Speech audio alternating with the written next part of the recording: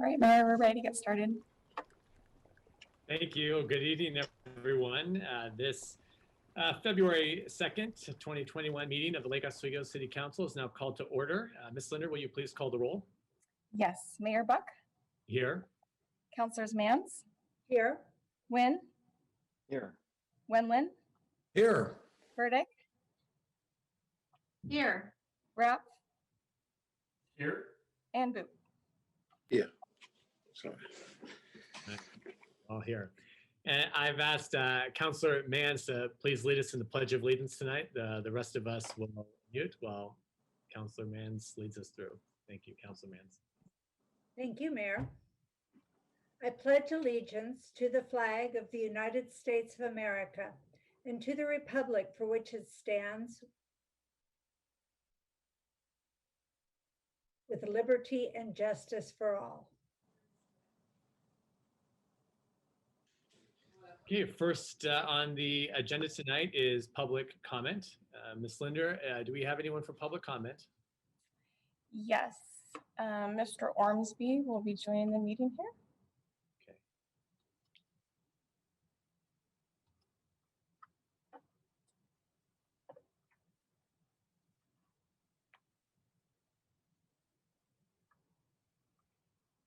Hi, Mr. Ormsby. Can you hear me okay?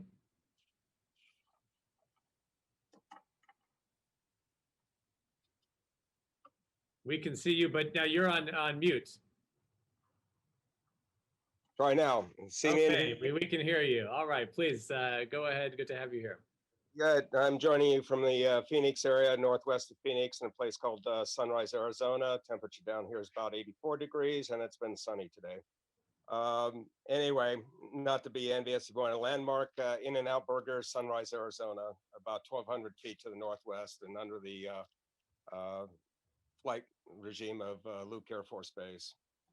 Anyway, my concerns tonight are citizen involvement and about a half dozen other projects, most notably the Foothills, the Tryon Creek Wastewater Treatment Plant Program project, and Foothills, and interface with numerous terminologies I don't want to go into here. But you've got real problems, most notably the Oswego Lake Dam. If you're not unaware of that, that has been rated, that is inspected by the Oregon Water Resources Department, and it's been rated as a significant hazard. That hasn't been brought out into documents so far in the last almost 30 years of this. So that needs to be addressed before anything else really happens.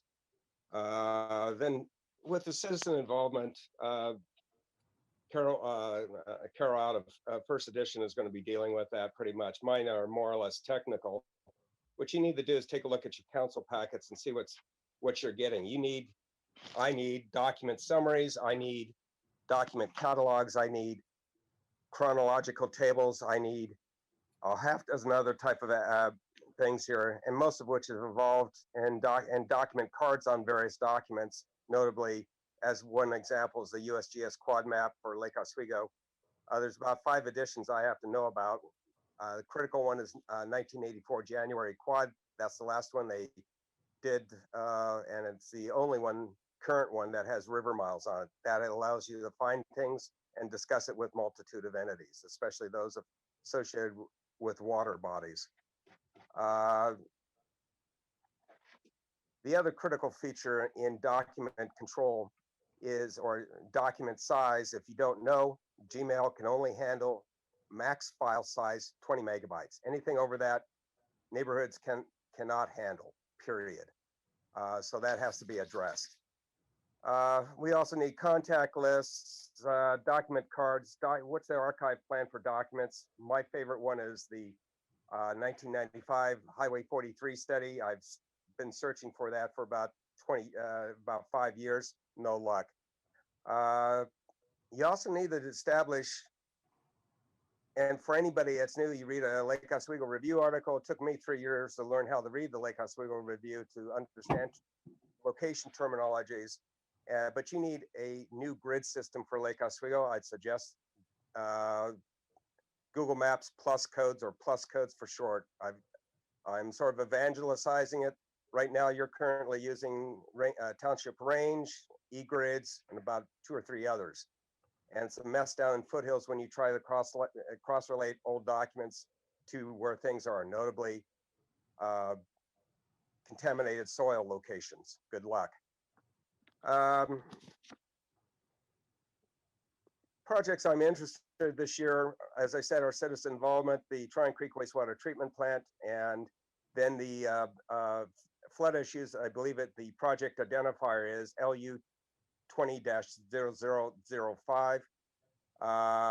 North Anchor, I'm really upset with. You're discussing it tonight.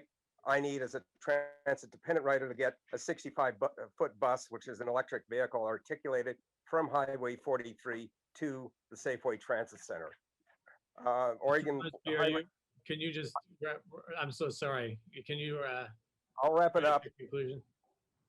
The other one I'm really curious about is on your council future schedule, ADA transition plan. I'll be in contact on that.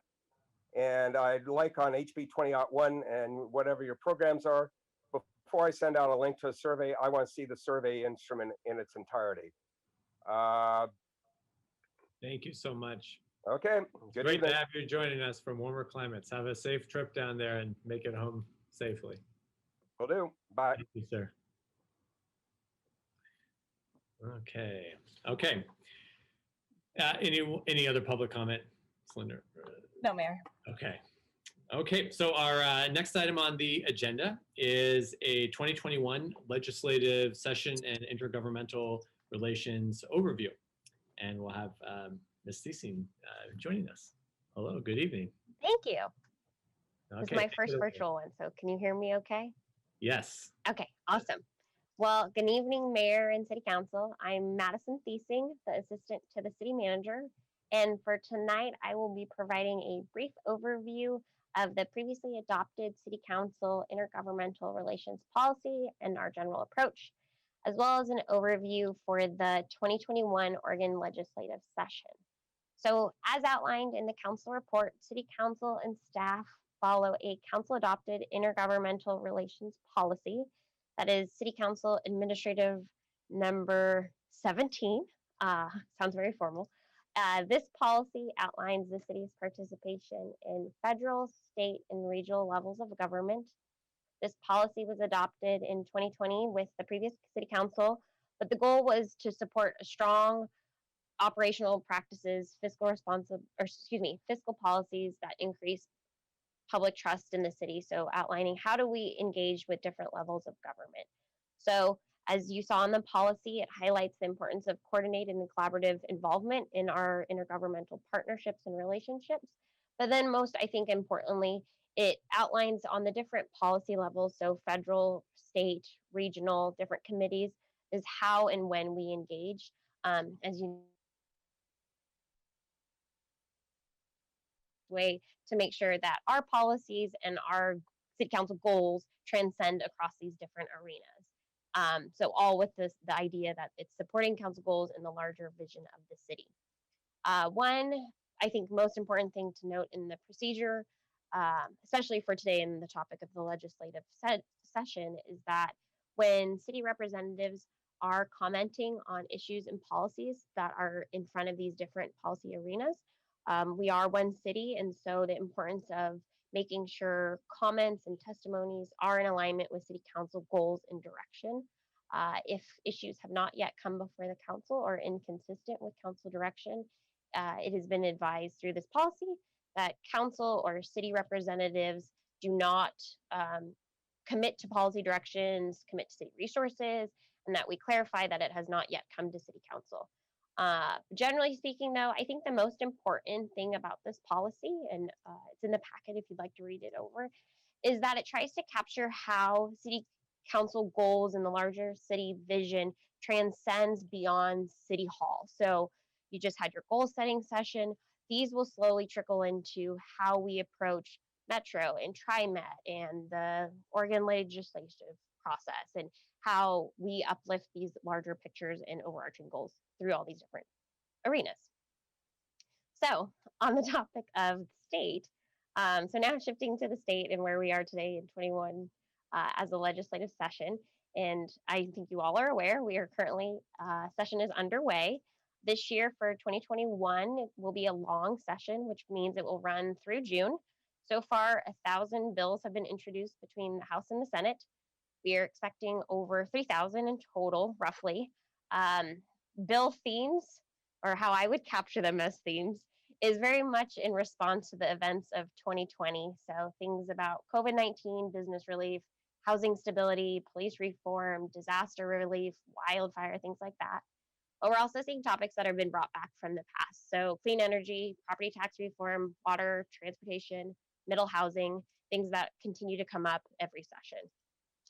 One thing that should be noted for 2021 is that there's more bills, more committees, more committee meetings slated than the last long legislative session in 2021. And that is all going to be done virtually. So similar to our meetings that are virtual, this presents challenges as well as opportunities. And with that, bills will be moving a little bit slower through committees and hearings. There won't be so many hallway meetings and conversations, but I actually think it provides a platform for a lot more approachable engagement through the community. And I think that's not just for city council, but for the average citizen. Not everyone can go to Salem midday on a regular basis to testify. So there's going to be a lot more calls for action, for engagement, for testimony from the public. I actually think the state has done a really great job on their website highlighting how to engage, how to provide comment. And so the ask from the state to the city is also that we are pushing out that information of how do you stay engaged in policy, even at the state level, through COVID, through 2021 virtual world. So now that we're in session, the big thing for city staff right now is that we're tracking and monitoring bills. So they're all on the floor right now. Things are going to be assigned to committees now, and city staff will be tracking those bills, and then also what's going on in the regional meetings. So as you all know, we are represented on different committees. So just like council is, we also have technical committees that city staff sit on.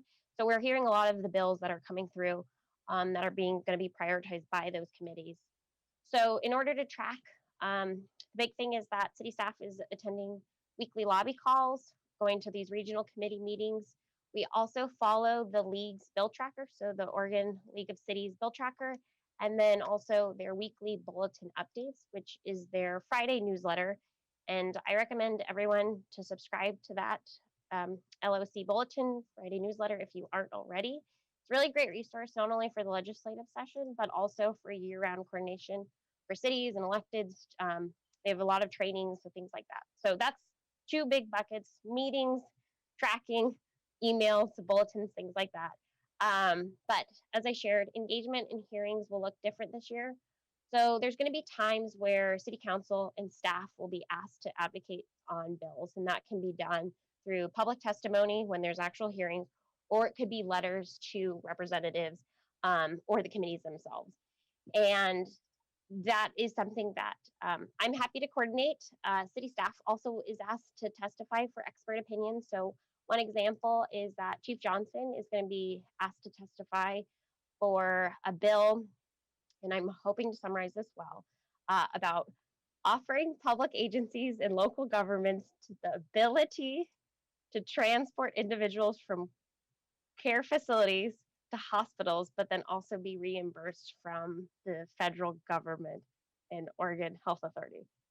And I'm looking at Martha to make sure I didn't just butcher that. Yeah, okay. But the big thing is that because City Council adopts policy, so the policy that you might be adopting tonight is about ensuring safe and secure community for all, and looking at fire and EMT services differently and how they might meet the needs of the 21st century. So this policy that's now going before the state is supporting that idea that we're looking at our EMT fire services differently and meeting what our actual community needs. So that's how these policies start to overlap each other. And because that aligns with your existing goals, then he would be able to testify and provide comment. If it goes against what has been given from council, we would advise then that city staff should not, and that we would bring it back to council to make sure we're in alignment.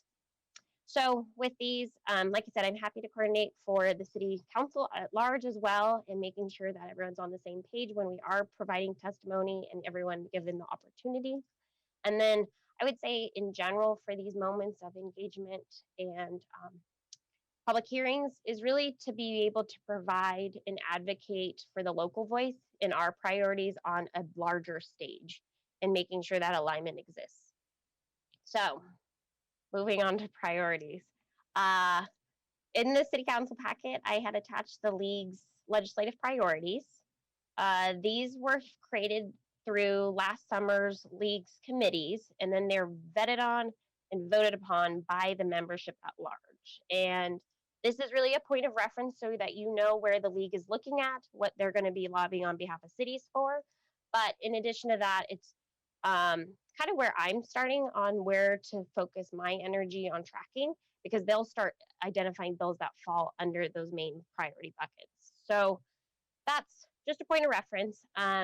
What I'm coming also before you is to ask to come back at the next city council meeting on February 16th with a draft of our Lake Oswego priorities. And my goal would be to align those with your city council goals, which are hopefully being adopted today, as they are today. And so aligning what topic areas align with those goals and what bills to be tracking under the city council goals. So that is what my presentation and kind of a snapshot of what we have going. Thank you for the time and the opportunity. And hopefully that was a quick overview. No, thank you so much. I think that it's great that you're doing this. And it seems like in this year especially, there is, well, I can't say, at any time, but there's so much overlap between what the state is doing, even what the federal government is doing, and what we're facing here at home. Unlike really any time before, there's always been some, but with COVID especially, look at police. I mean, there's these broad themes that cities, states, and as a nation, we're all looking at the same time. So I think this coordination is uniquely important right now, and we appreciate your work on it. Councilor Raff, question? Yeah, Madison, great job on the report. I had just a couple questions for you. What kind of time commitment would you say it's going to take you or the other staff that works kind of as the liaison with the legislature, which is with the state legislature, to kind of collect all this work, report back on it, and as you say, it's many more bills than usual? Well, I'll be very candid. This is my first legislative session in this role. So I started in October, and I am getting my arms around it. So maybe it's a question for Martha. Yeah. And thank you, Counselor. Thank you, Madison. I would expect that during the first, up until the revenue forecast in May gets issued, Madison's probably going to be spending about 20 to 25% of her time on this. And then a variety of other staff throughout the city will also spend a few hours a week on this. After the revenue forecast, things get hot and heavy down in Salem, and it'll probably take more like half of her time until the revenue forecast usually the third week in May, so that as the budget comes together, the legislature gets in a hurry. Yeah. And so it's not just the budget that gets done during that time, but a lot of the policy priorities sort of all come together in a sort of a global political settlement all happens at the end. So we have to pay a lot closer attention near the end. And do you feel that with that time commitment and with the current staff allocation we have to this part of the city, that we're appropriately staffed to do this as well as prioritize the stuff for the city? Yeah, I think so. And I think, we've done it with no staff dedicated before, which has meant that we're downstream. And so this is and Councilor Wynn has heard me say downstream, upstream so many times recently that he knows what I'm talking about now. I think this is an attempt to make sure that we're just being a little bit more proactive in advancing some of the elements of our agenda. For example, Madison and I talked about today that you have a couple of ODOT priorities on your goals list. Well, we're going to advance those through the legislature, through Metro, through TriMet, and through ODOT, right? So we've got to pay some staff attention. Other cities our size have more lobbying resources, but then there are cities that are bigger than us that have less. So really, this is really going to be a judgment call that we all make together at the end of the session about how effective we were.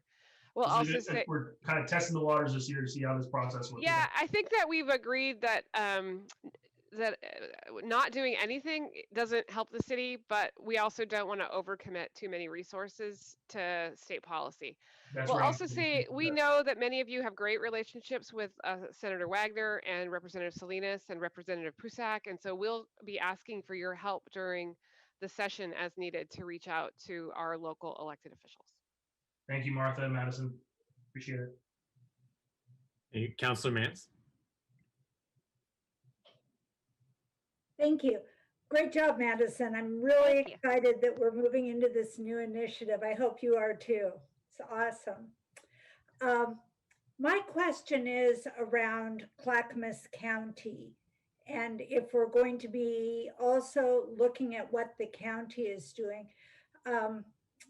we do have transportation projects that might align with the county and other things that they may be doing. So is that something that's on the horizon as well?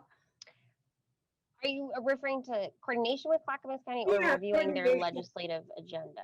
Coordination with Clackamas County and tracking what they're doing as far as things that we're interested in, if in fact we're all aligned and we can use our powers together rather than just the city going into it alone. So can I give it a shot, Madison? So Yes. are you thinking about something in addition? I mean, the city has a lot of relationships with the county, and probably our primary way that we advocate is through C4. And I Okay. think the mayor is appointed to C4, and I assume, given the agreements that you all adopted, or you haven't adopted yet, hopefully you'll adopt later tonight, that the mayor would also use the city's goals and policies as the way he works with C4. And then, of course, a lot of our departments have interoperable. I mean, we rely on the county for a lot of the work we do in law enforcement, from radios to cooperative relationships with dispatch to the criminal justice system, including the jails.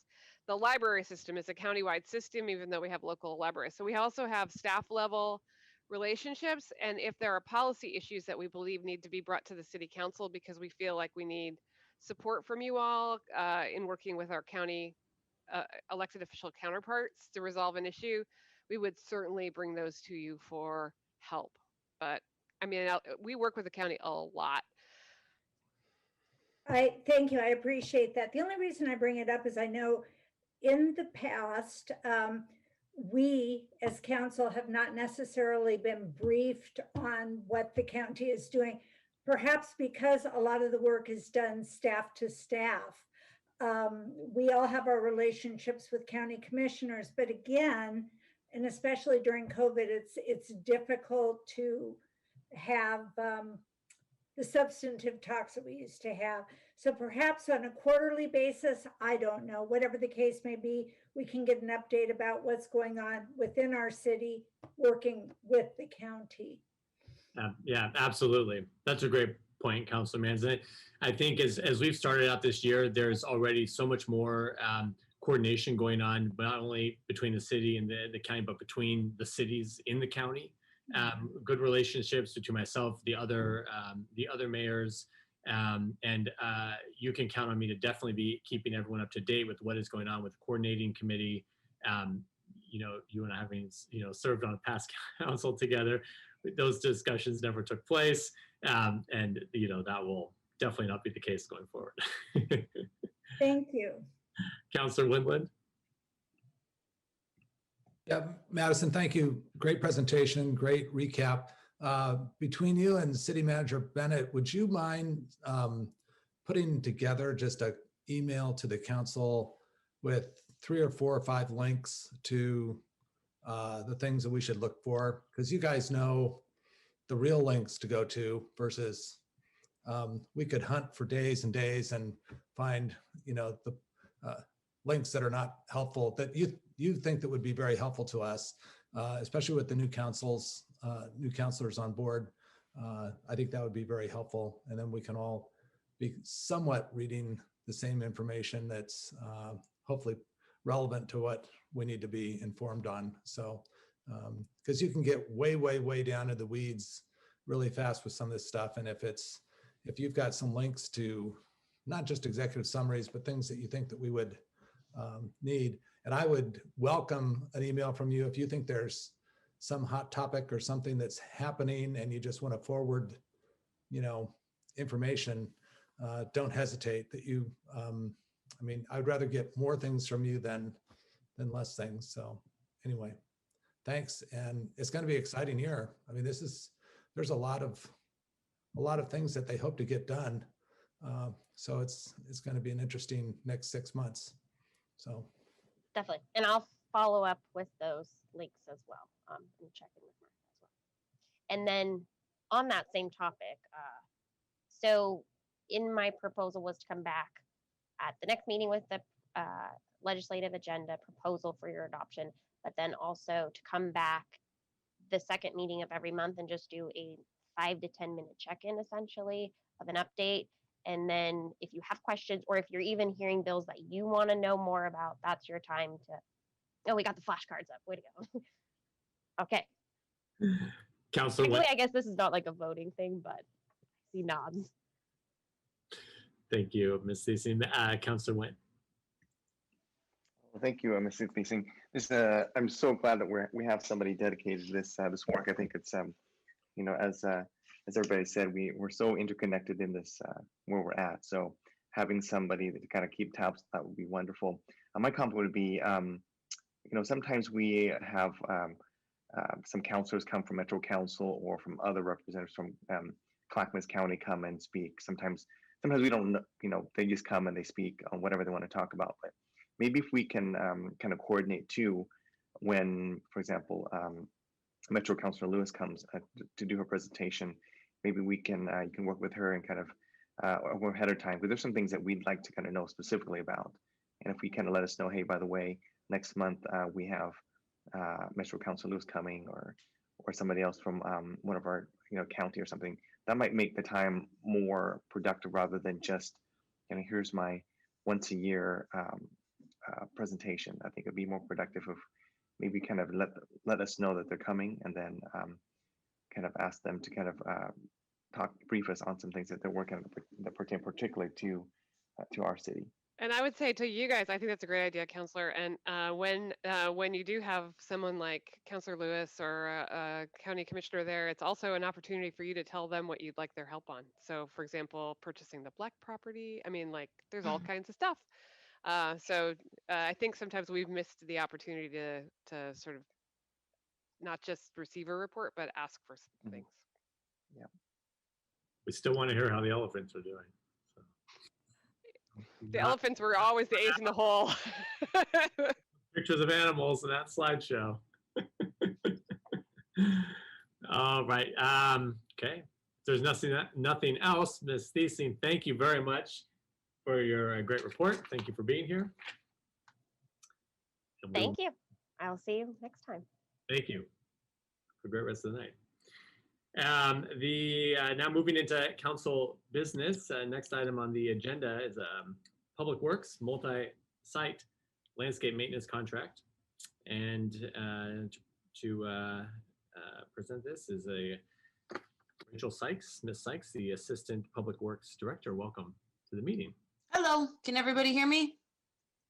And you have someone with you. I do. I brought a guest speaker with me, Randy from Storm Landscaping. So, can everybody see Randy? Hello, sir. Awesome. This is also my first, I don't know, Zoom council meeting, so it's a little strange. And I did clean up my office, so hopefully it looks okay. Okay, I'm gonna share my screen. I made a little PowerPoint. Let's go here. Alrighty. Hold on one second.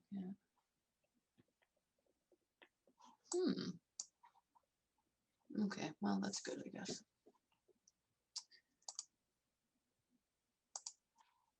All right, can everybody see my PowerPoint? We want to show just the PowerPoint. Why isn't this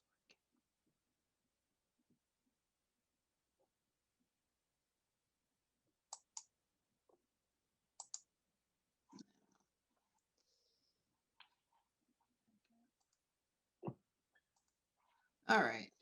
Everybody can see the PowerPoint? Kind of. It's in a weird presentation mode. I don't know. So good evening, Mayor and councilors. My name is Rachel Sykes. I am Assistant Public Works Director here at the city. Tonight, I'm seeking direction and authorization from council regarding two separate landscape maintenance contracts, which are similar in nature but do have separate scopes of work. So just to clarify, there are two contracts for council direction. One is large enough that it needs council authorization for the city manager to execute the contract. The other is just simply for direction because the contract amount is not large enough for council authorization. So the first contract is for multiple site landscape maintenance services throughout the city. And the second contract is for stormwater facility landscape maintenance services.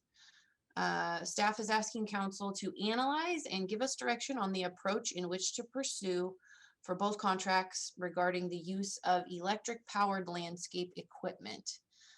So for each proposed contract, council is presented with two alternative approaches from which to select. This was outlined in the council report, but I'll go over alternative one. Asked proposers to present pricing to complete the scope of services for each contract using gas powered equipment or a hybrid combination of gas powered and electric powered equipment.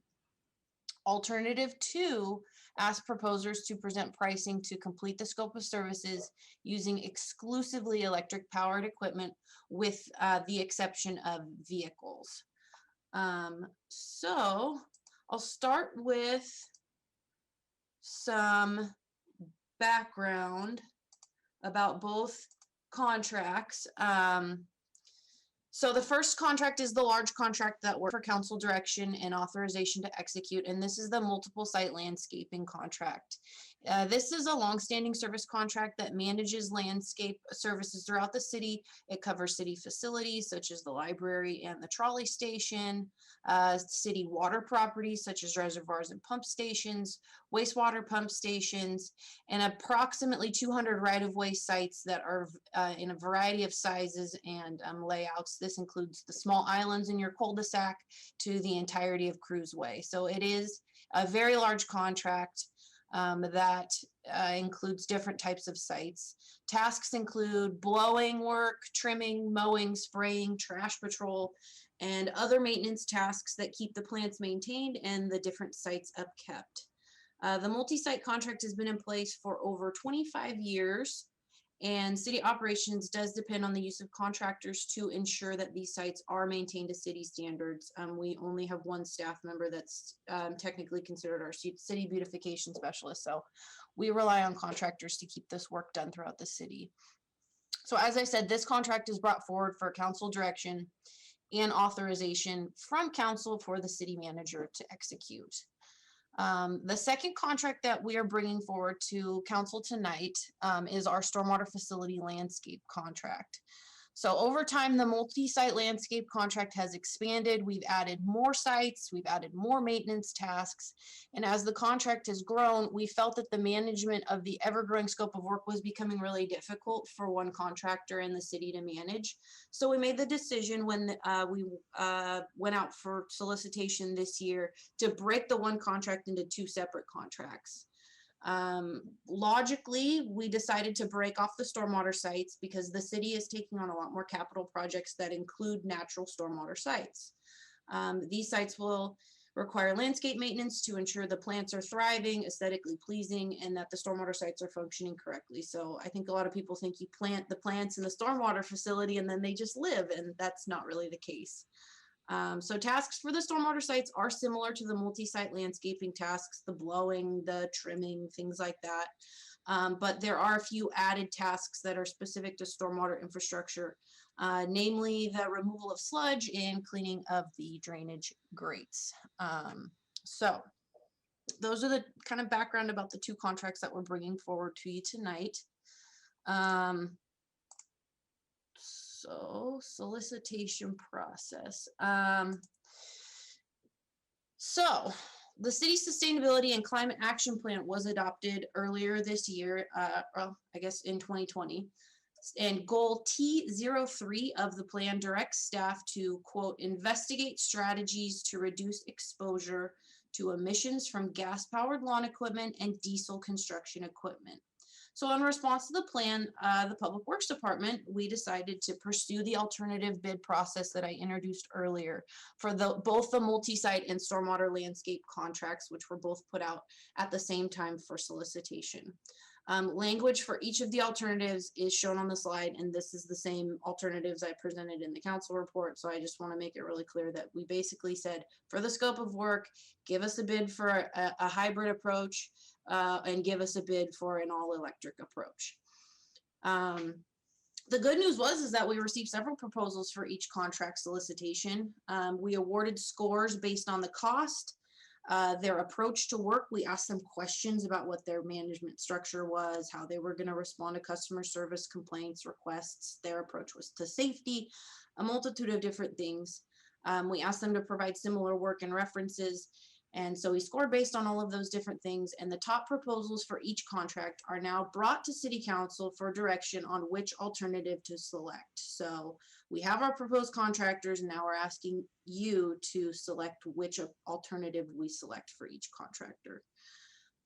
Storm Landscaping, which Randy is here with us tonight, was selected as the top proposing firm for the multi-site landscape maintenance contract.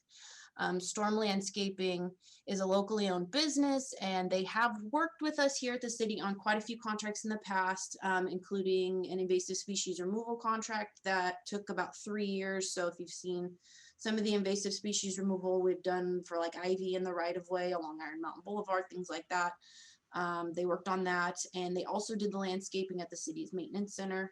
And Storm is owned by Randy. He has many years of experience in commercial scale landscape maintenance work, so he is very well known in the industry. So Seagraves Landscaping was selected as the top proposing firm for the stormwater facility landscape maintenance contract. Seagraves is also a locally owned business with many years of experience in the city, owned by Mr. Nick Seagraves. And Seagraves provides all of the summer and winter flowers for the city. So if you see those all around in the planter pots and in the medians and at the entryways to the city, so Seagraves does those contracts for us. Also provides hand watering services for plants that require water in the summer in areas that we don't have irrigation. And Seagraves has extensive experience with landscaping in and around stormwater areas, which is one of the reasons why his company was the top choice for that contract. So pricing for, let's see here, each alternative was shown on the slide. So for the multiple site landscape maintenance contract with Storm Landscaping, their proposed price for alternative 1, which is the hybrid approach, was quoted at $290,000 annually.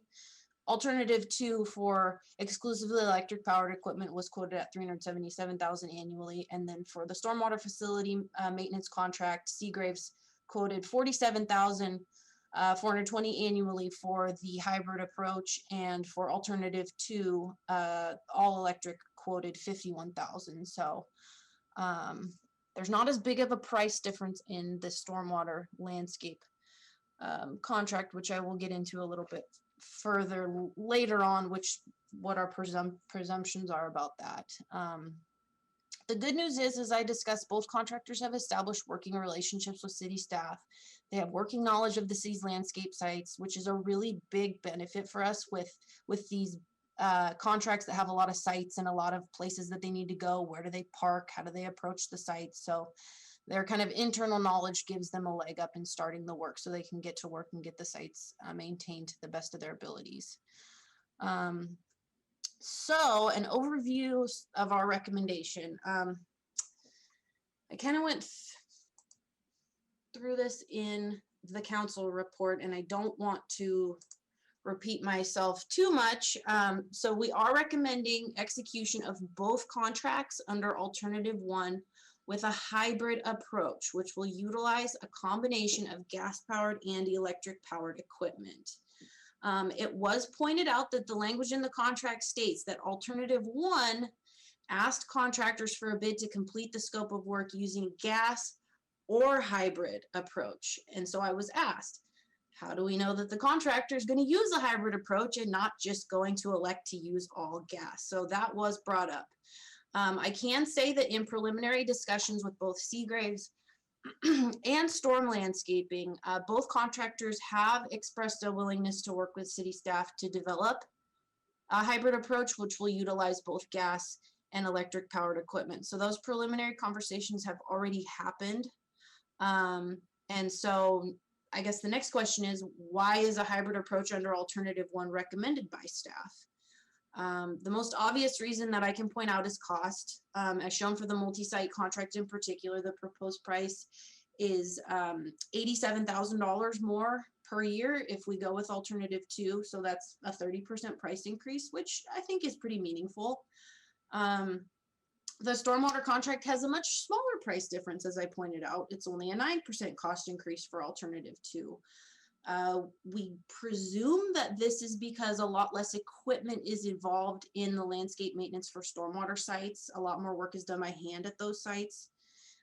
However, selection of alternative 1 will still allow the city to work towards meeting sustainability goals in a much more cost-efficient manner.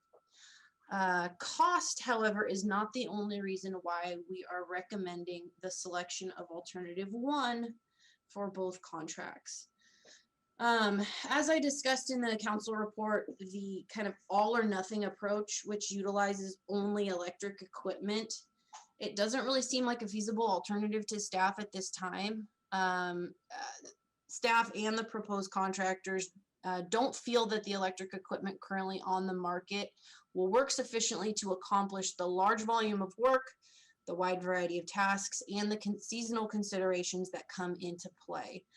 So you may remember the example of a leaf blower in the council report that talks about, blowing leaves in a parking lot that have been driven over by a car takes a lot more power and a lot more time than blowing leaves that are dry and dusty and blowing in the wind. So I think it's a good example of why a one-size-fits-all approach doesn't really work for this type of a contract, particularly because the scope of work is so large. Additionally, commercial grade electric equipment is currently on the market, and we do agree that it can be used in certain applications, but exclusive use of this type of equipment we feel can lead to productivity trade-offs and maybe a lowered quality of work. Exclusive use of electric equipment is most likely going to make it more challenging for the contractor to meet the high quality of performance that Lake Oswego staff and residents have come to expect. And that's not to say we won't manage the contract and manage the contractor and make sure they are completing the scope of work, but it will be a bit more of a challenge for staff to do that. The implementation of a hybrid approach will give us as staff and the contractor the ability to work together to approach the different sites, different tasks, and the different seasons that we work in a logical way. A customized plan can be developed, tested, and modified as needed. Over time, we do expect that the market for electric equipment will develop further. It's already come a long way just in the past couple of years. This contract has the potential to last for 5 years with renewals. So we do know that the industry is going to change, and we will respond to that over time. When use of these new electric equipment becomes more feasible for the large scale nature of this contract, we are happy to phase it in.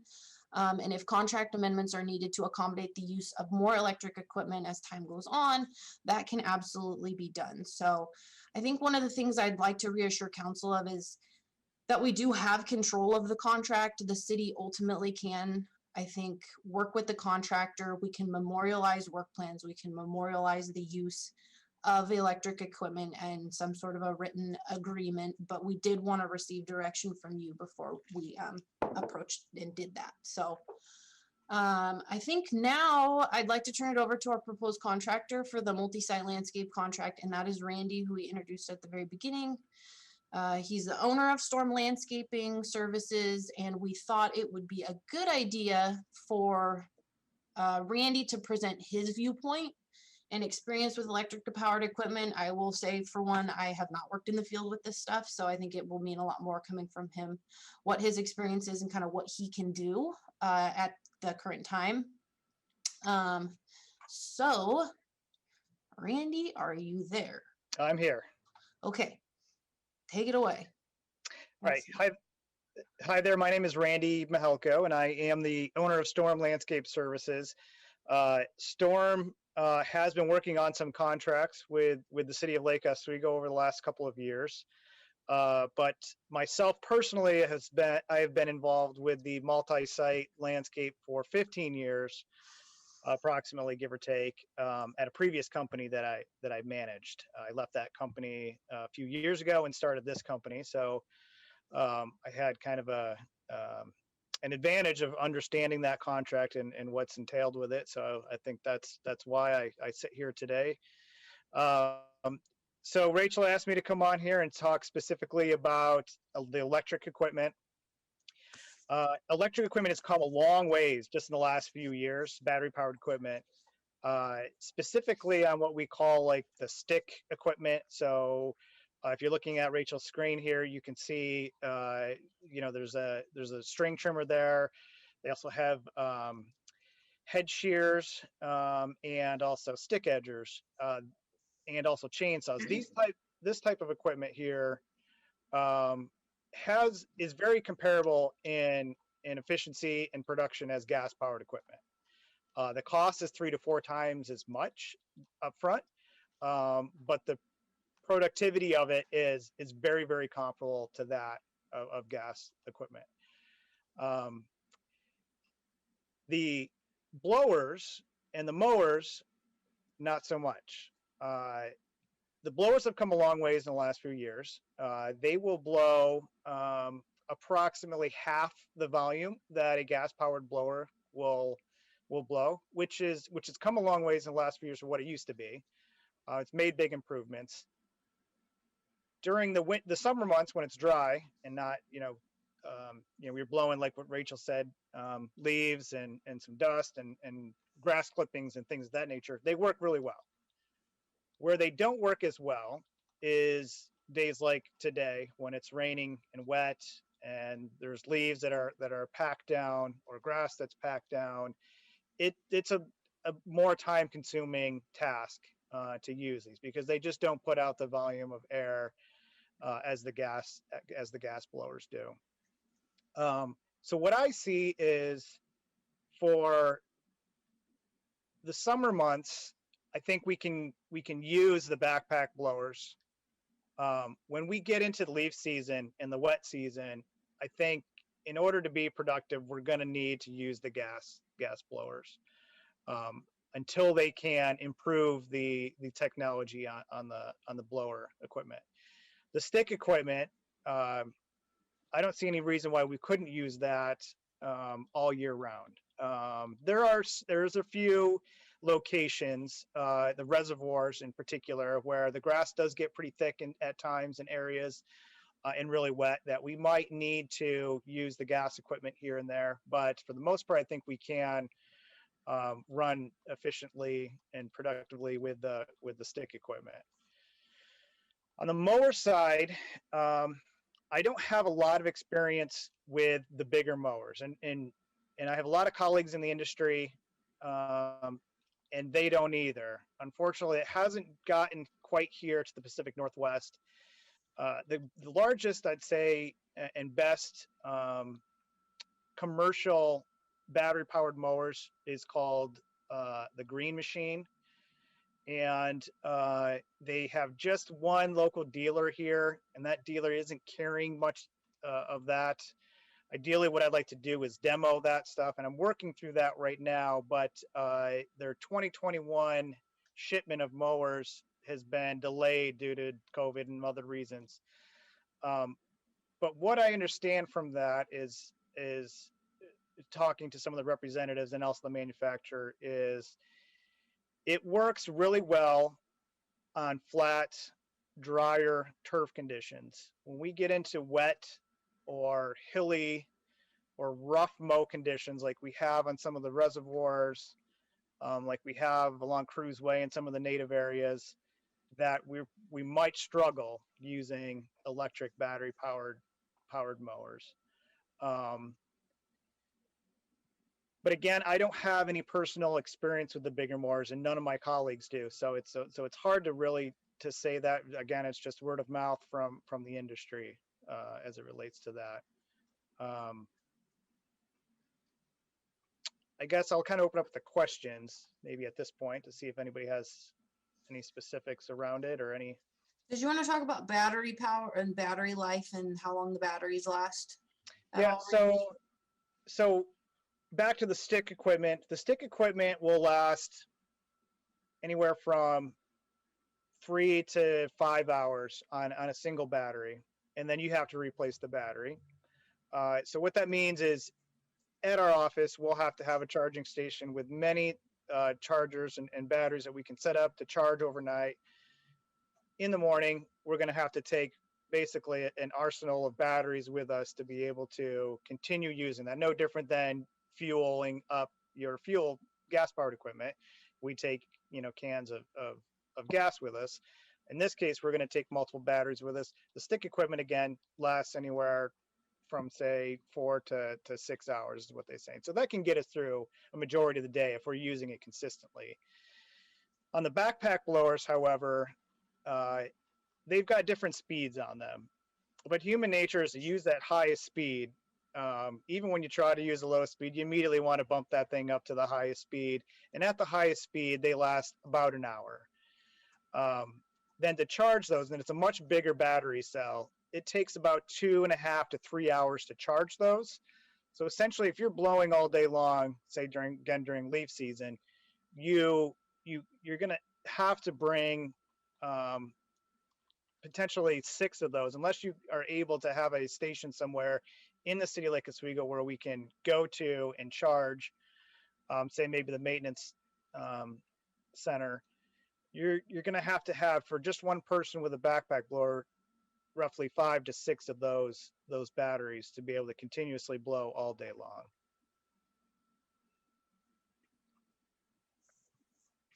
Randy, what's the life cycle of your current inventory of equipment? As far as gas or electric goes, or just in general? What you've kind of been using, in your experience? It's typically 3 to 4 years, I would say. If we can get 3 years out of like a steel, like you see up here, Steel's a large manufacturer of gas-powered equipment. If we can get 3 years out of the gas-powered, handheld equipment, that's a good lifespan on a commercial use, getting used, 5 days a week, day in and day out. The mowers, smaller mowers, 3 years is a good lifespan. On the bigger mowers, which are more expensive, we like to try and push those out to 5 to 8 years on the bigger mowers. So on this contract, you would use a combination of the handheld equipment and some of the larger mowers for these bigger swaths of grass?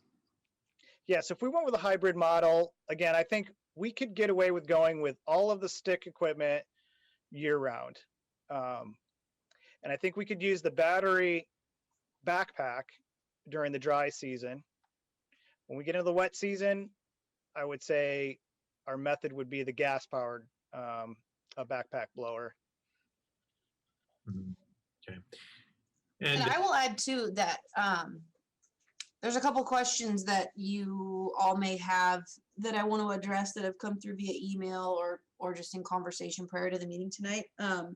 And one of the questions was, how do we know what combination they're going to use? And we haven't developed a work plan necessarily yet. We wanted to hear what council's opinion was and what council's direction was before we kind of dove into that work. So one of the things we're absolutely open to is once we do develop kind of that approach and that plan to work, sending that to council and keeping you guys updated on how we are incrementally phasing things in every year or whatever you may want to see. So we don't have a specific work plan yet, as was presented in the council report. We have an idea of obviously where these items will be used, where electric powered would absolutely fit the bill and where gas powered would probably be a little bit more realistic for us. So if that's something that council's interested in, we can send follow-up information as well. So just throw that in. Could, just to provide some clarity as we enter the discussion here, Mr. Boone, is this contract something that we could have Ms. Sykes and the contractor, without executing the contract yet, put together? Because me personally, I think that the work plan is really integral to kind of the decision that we're making here, and have them put together a work plan so we actually know we're approving and then come back for approval. Well, you know, we lawyers like to award the contract that was solicited, you know, and there are rules on the amendment of the contract, and that's what we'd be doing. We'd be amending the scope of services that was bid out.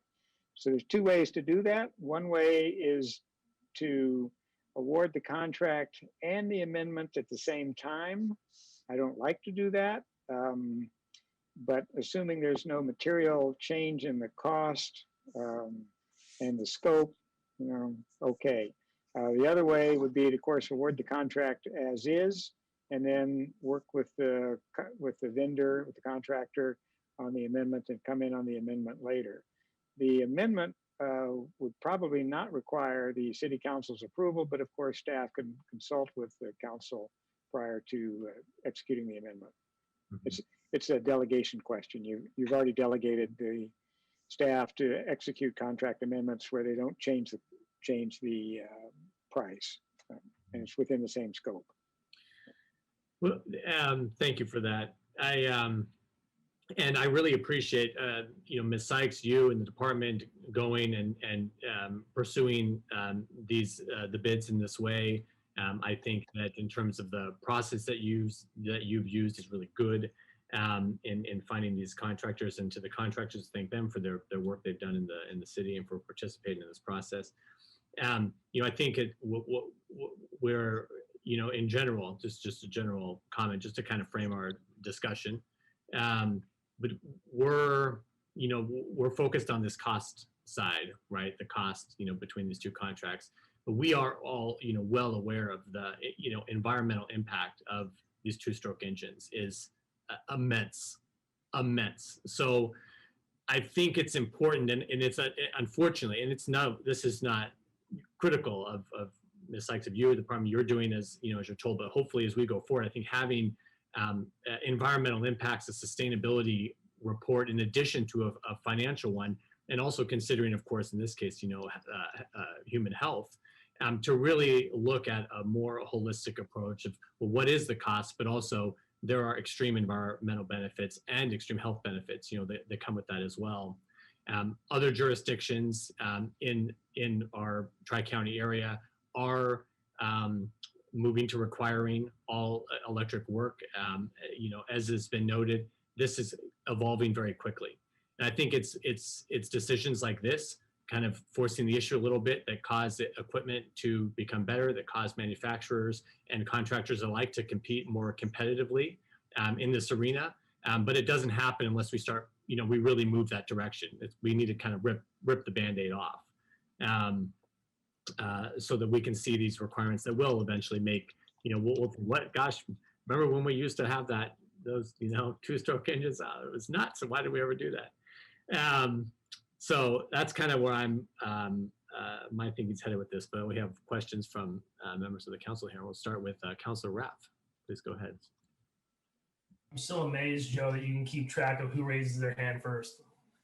I got two questions, one for Rachel and then one for Randy. So bear with me. This is for Rachel. Okay. What is the term for this contract? So is it just a 1-year deal? So it's a 1-year contract. It's renewable up to 4 additional terms. So potentially could be 5 years. My experience with contracts is we usually always renew unless we don't need the service or they're doing a really bad job. So the city has the option to not renew. We don't have to give any reason. So if we do this for a year. The deal was 1 year? The deal is for 1 year. Oh, I mean the previous deal. The what? previous deal was for 1 year with 4 renewals. So the previous contract we had in place was You renewed it a for 5 year. Okay, and then We did how all much was the previous deal? You said you split up the deal into 2 parts this year. What was the previous deal amount? So the previous multi-site landscape contract was a little bit different. It included stormwater sites. Yep. It also included mulching work. So that's like blowing in of bark dust, which is a pretty big project. And we decided to remove that from the scope of work. So mulching is going to be a one-time project completed by another contractor, put back out for bids. Mulching was taken off, and we estimated that that saved us quite a bit of money. So we broke it up in 2 different ways. Those are the main 2 things: is we broke off the stormwater sites because we anticipate more stormwater sites being added as these capital projects happen, and we broke off the mulching work. That was just, it was a big project, and we thought it'd be easier to manage as its own work. So how much did we pay? How much did we pay somebody in the last deal per year? So last year our contract was with Landcare USA, and we paid them $300,000 for more sites and more work. So now Storm has come in with less sites and a little bit less work, and has bid the 277 cost. Well, it's actually total is 337. Excuse me, 290. Sorry. You put the 2 things together, so we're paying about $37,000 more than last year, but last year we paid more for mulch. Okay, so thank you for that. Mulching is going to be probably 60 grand. It's expensive. Mulch is very expensive. Okay. So, Randy, do you currently own the electric equipment, or with this contract are you going to have to go out and buy the equipment? I have some, but I will definitely have to go out and buy electric stuff to take on this contract. What percentage of your current inventory will you have to go out and purchase to satisfy this agreement? Would you, and you can estimate, I'm not going to hold your feet to the fire. Just, so are you going to have to buy 80% of what your current inventory is? Like, what does that look like? No, what percentage of our current inventory? Yeah, so if you currently own 10 electric machines and you're going to have to go out and buy 20 more, right? So I'm trying to get a gauge of what we're essentially paying you to go out and paying you to go buy equipment that you're going to then be able to use in other deals and other other contracts. I mean, for this contract, I'm buying all new equipment to manage this. I'm not introducing any old stuff into this because it's creating 2 new crews and 2 new trucks and equipment and everything. So I'm buying all new stuff for this contract to do it. Because this is like a full-time job for crews. They are in the city 5 days a week working on the contract. Yep. So. Okay, thank you both. Councilor Nguyen. Well, thank you, Rachel and Randy. Thanks for coming out here. And this is we're getting quite the education on the landscaping equipment here. So thanks for that. My question had to do with the, I guess it's more for Rachel, on the how we structured the alternative 1 and alternative 2. You had spoken specifically about that word "or," and so I know that you talked about that, but you had mentioned that the option is to bid for alternative 1 as all gas or a hybrid. So did that question come up when different contractors bid on the project? Did they ask clarifying questions? Would they have known that they had the option of just bidding gas only, or could they have maybe? Because what I'm trying to get at is I'm trying to understand if a contractor were to see that, and would they be savvy enough to understand, well, does "or" mean when we see contracts, it means how, and there's no detail about that. Yeah. It could cause them to say, well, maybe I should just pass on bidding on this project. Yeah. So the reason why we structured it the way we did is we weren't sure if anybody was even going to bid on an all electric option, or maybe they would do all gas. Definitely a lesson learned for me, because it has been kind of confusing of, did they bid based on gas? Did they bid based on hybrid? We've received clarification from our selected bidders, but we did not receive clarification from any of the other bidders what their alternative 1 bid price was based on. I mean, obviously hindsight's 2020. Now knowing that these companies, we pretty much got every bidder except for one bid for alternative 2 as well. Now knowing that electric is more of a feasible approach, I would say looking back, I probably would have just changed the alternative 1 language to hybrid approach, which is what we were really looking for. But we did give them the option to bid only gas if that's what they could accommodate. So we weren't barring bidders.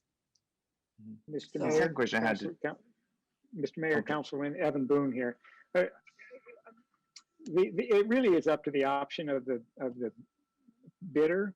I mean, one, they could have asked for clarification, but 2, as indicated, there's nothing in the specifications that indicate what the hybrid, if there's a certain percentage of hybrid or what it meant.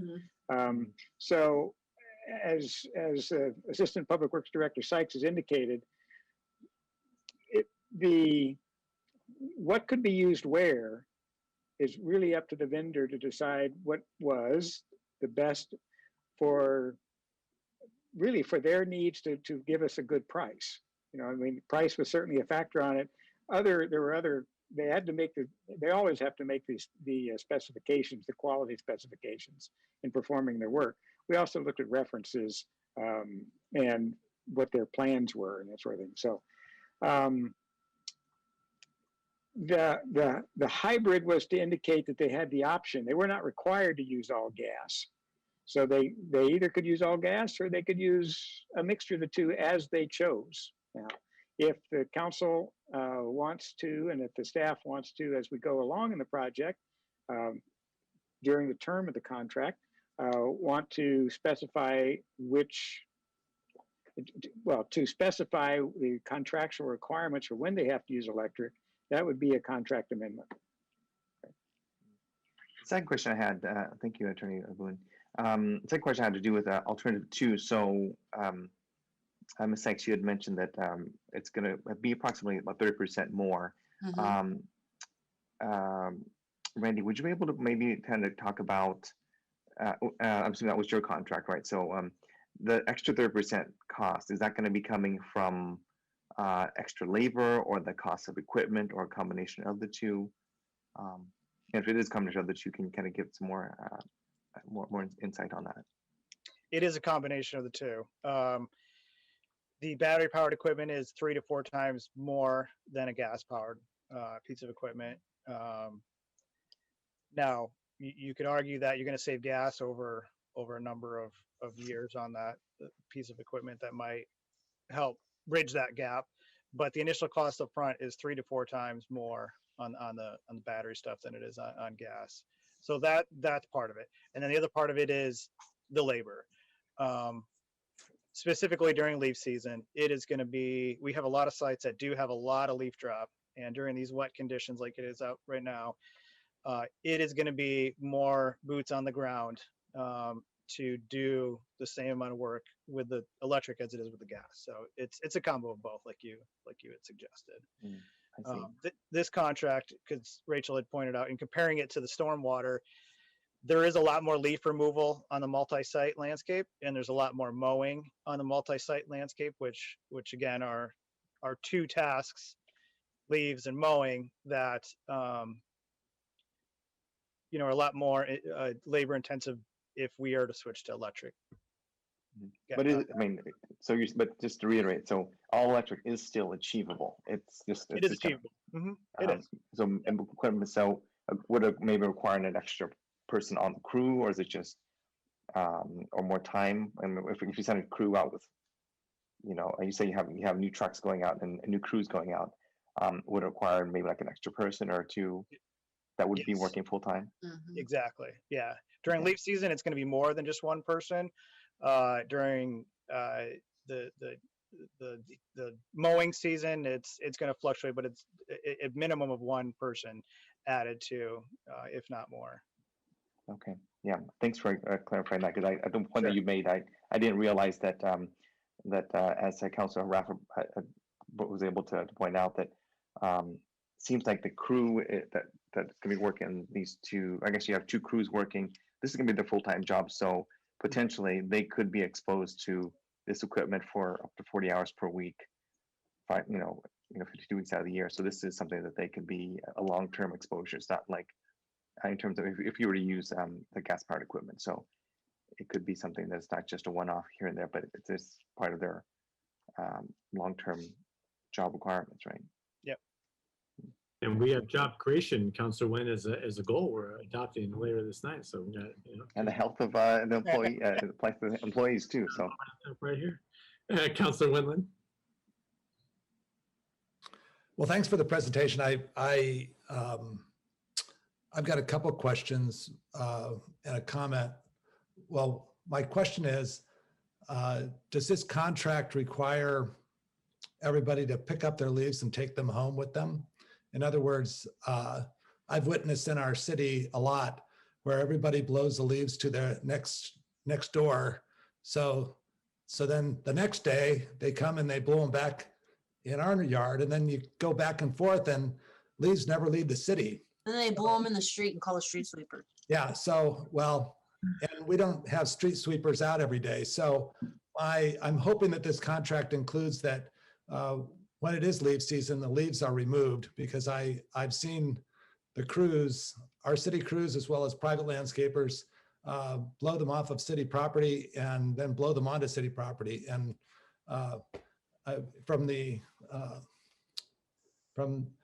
we're trying to have healthy water for the lake and ecosystems and everything else. And I think it helps take the leaves away. So, and all debris, I think that's one of the requirements, but that's just a comment. And I know Randy would be new to this, so it's not you that's doing this now, but it's one of my pet peeves about lawn services.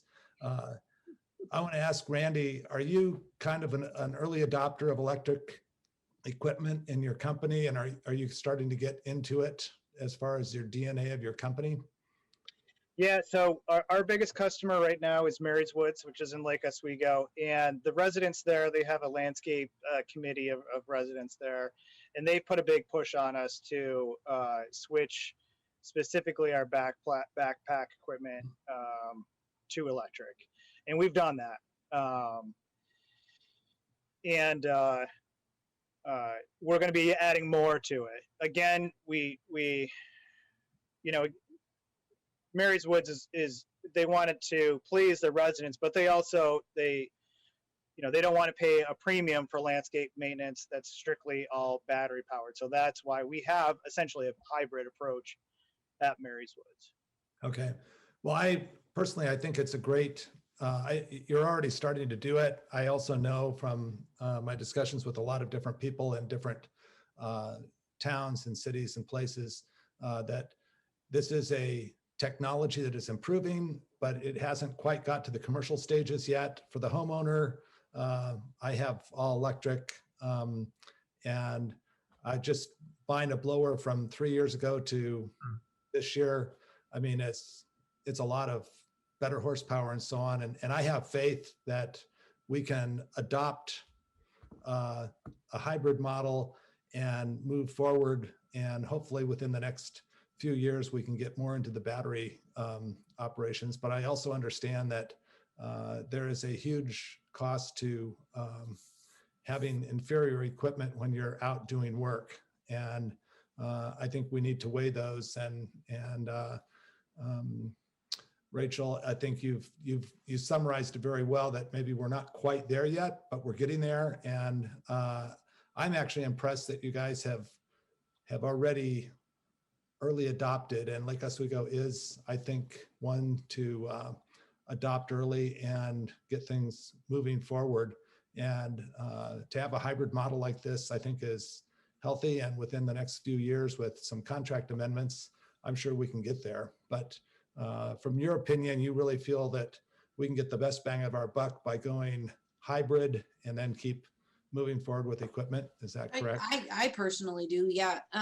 One thing too, a question that was brought up is how is staff going to ensure that the contractor is using the electric equipment? And I would like to throw in a plug for our city beautification specialist. Her name is Pam, and Pam has managed a lot of contracts, and Pam is in the field every day. She She checks up on the site. She checks up on the guys that are working. She's around. And so I think that as she's seeing areas for improvement at our quarterly meetings with the contractor, it can be a standing topic of discussion of, you know, hey, where can we maybe phase in more electric equipment? Summer's coming up. Like, should we talk about getting another blower? If the contractor wants to, I don't know, negotiate for an amendment that changes the pricing because he needs to buy something additional. If that's within our budget, we can approach that. So I think the hybrid approach will give us the flexibility that we need to manage the contract and keep the quality of work where it needs to be, but also kind of taking those steps forward in an incremental approach. So. Thank you.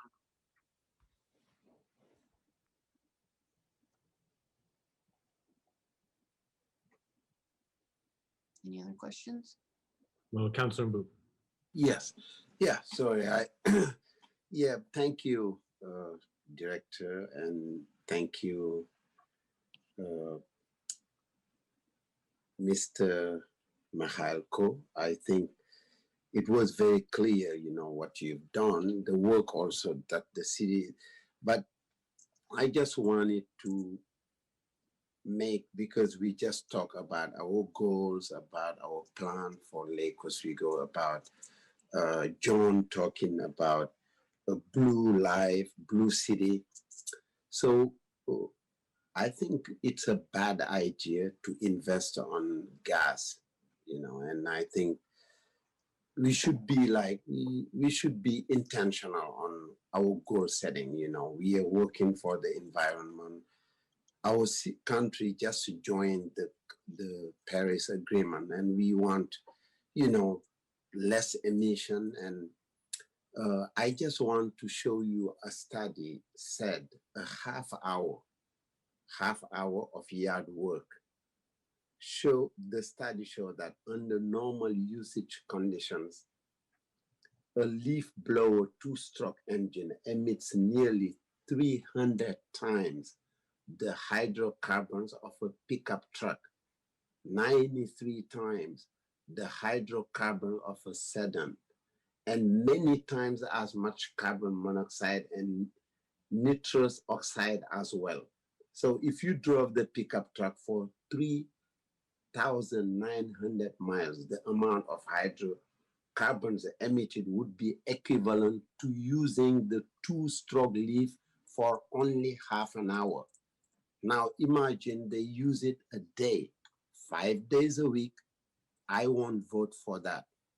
I am for, and you know, like the difference when you look at the term, the first term of the alternative on the storm landscape service, it's only 23% from hybrid to electric. The difference is $86,000. $86,000 to see the cost of the life, because these are, you know, we have to be honest with our citizens and with ourselves. You know, it's not about saving money or about saying, oh, it sticks. Everything needs hard work. We have to put the hard work. I'm pretty sure Mr. Mahalko is very, you know, I think you were in advance. And the reason you did it for Mary's Wood would be us asking, like, Mary's Wood didn't pay, but we will pay for that. And we want you to go electric. And this is, you know, the way to go. We have to be, and our city, I'm sorry, we are not there. Palo Alto banned the use of this in 2005, 15 years ago. And other cities did. So we are not a pioneer. We're not. We are lagging behind in terms of climate change, in terms of environmental policies. We are the one, you know, the council. We are the council that the city was waiting for. And most you go out, we should make a ban. Even people will be angry. People will be mad, but it's our role is not to always satisfy what is. We are working for the future, And we should not just work because it's 1 year, it's gonna improve. There are electric equipment that works, and we can go for that. That's my view. And we should go for the second term of the alternative. The second term, even 377,000, it's worth it. We should go for it. Thank you. And as far as now contracting and stuff, we discussed that, and I always go with the counselor when what he's saying, you know, about contract, we'll talk about, but in this concrete example, we should go for the term 2 of the alternative, like electric. Thank you. Thank you, Councilman Booth. Yeah, Councilor Mans? Yeah. Sorry. Oh, no.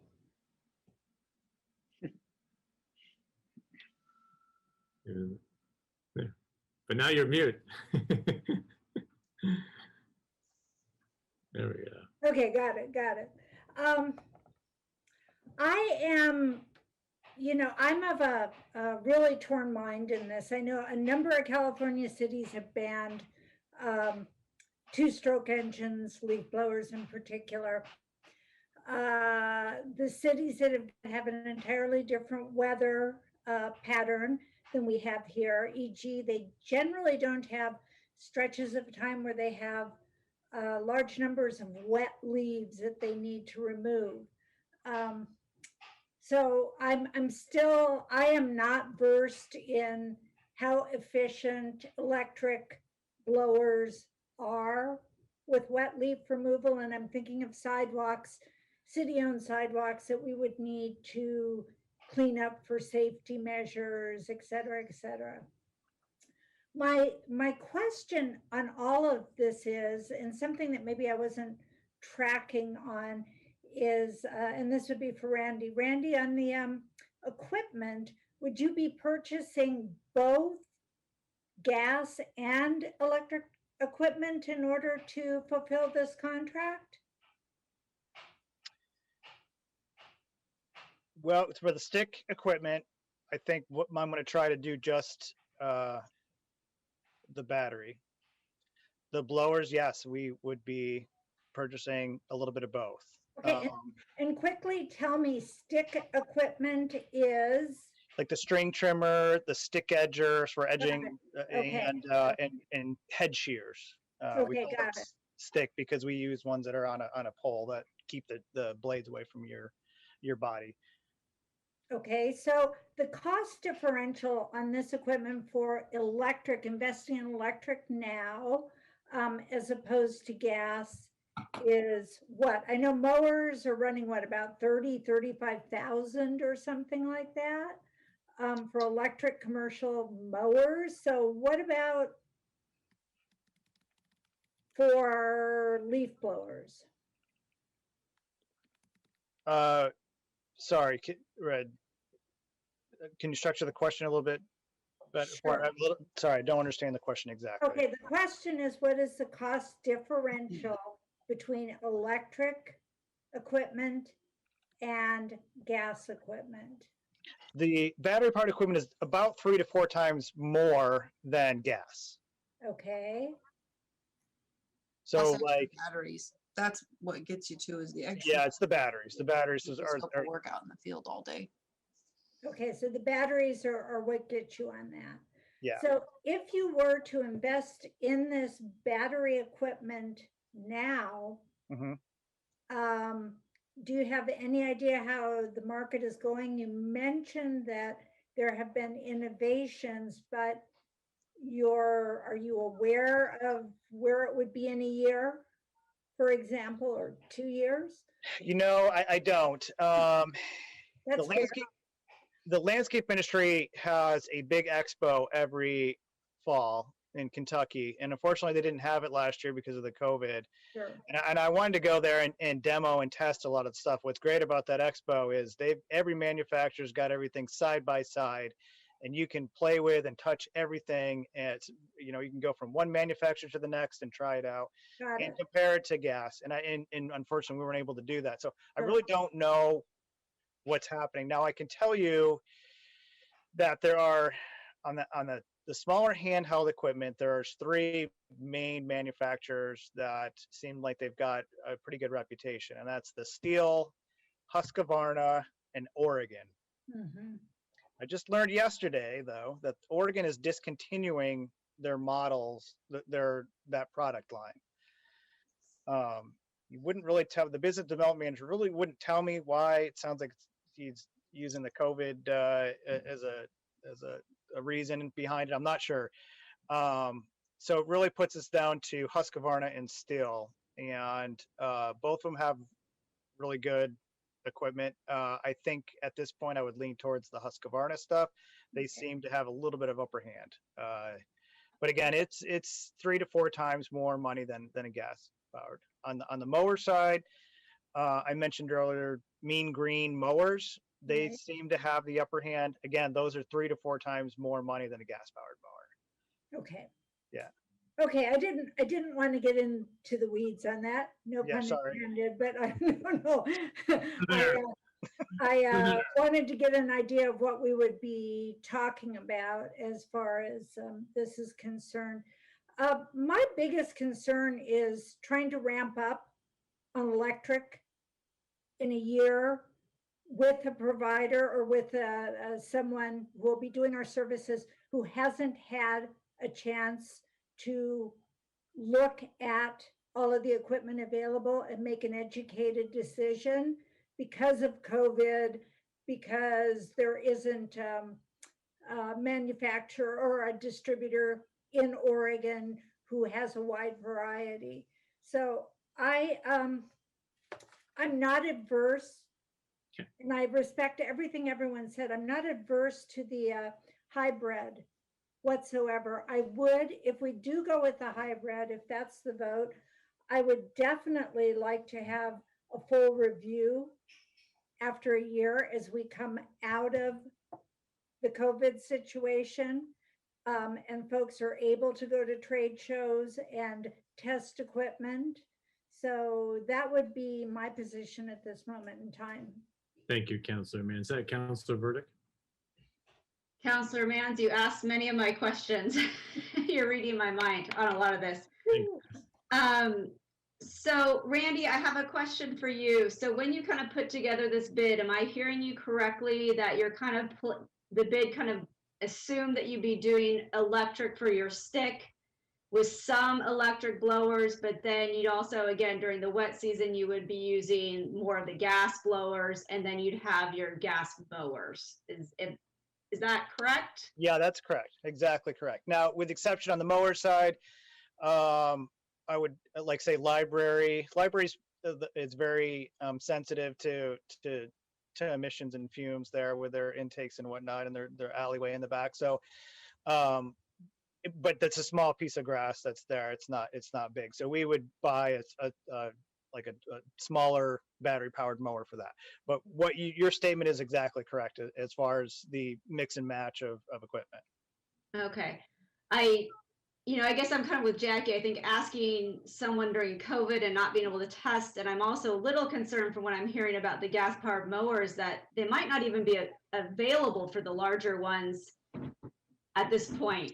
They might be back ordered or just, am I correct? I mean, is there some question about that as well? Yeah, there is some concern with that. There's nothing here locally right now, and nothing I can demo here locally right now. Now, I think if I was to place an order, I'm sure the manufacturer would figure out a way to get it on a truck and ship it up here from California. But yeah, I do have some concerns with the mowers, on the bigger mowers specifically. So Thank you. Oh, go ahead, Councilor Burdick. Okay, and Rachel, I had a question for you. In terms of the being able to maybe have a battery charging station within Lake Oswego, is that a possibility for us? Yes. Okay. At the maintenance center, I would say certainly we could do that here. We're on the west side of town, so if we could figure out some sort of spot, I know there's like Parks Maintenance has facilities around at their parks that we could potentially get access to. I know there's a big storage shed down at George Rogers Park, or potentially Foothills or something like that on that side of town. for the contractor to have access to a secure location or something like that, we could always figure something out. I'm sure we'd be open to that.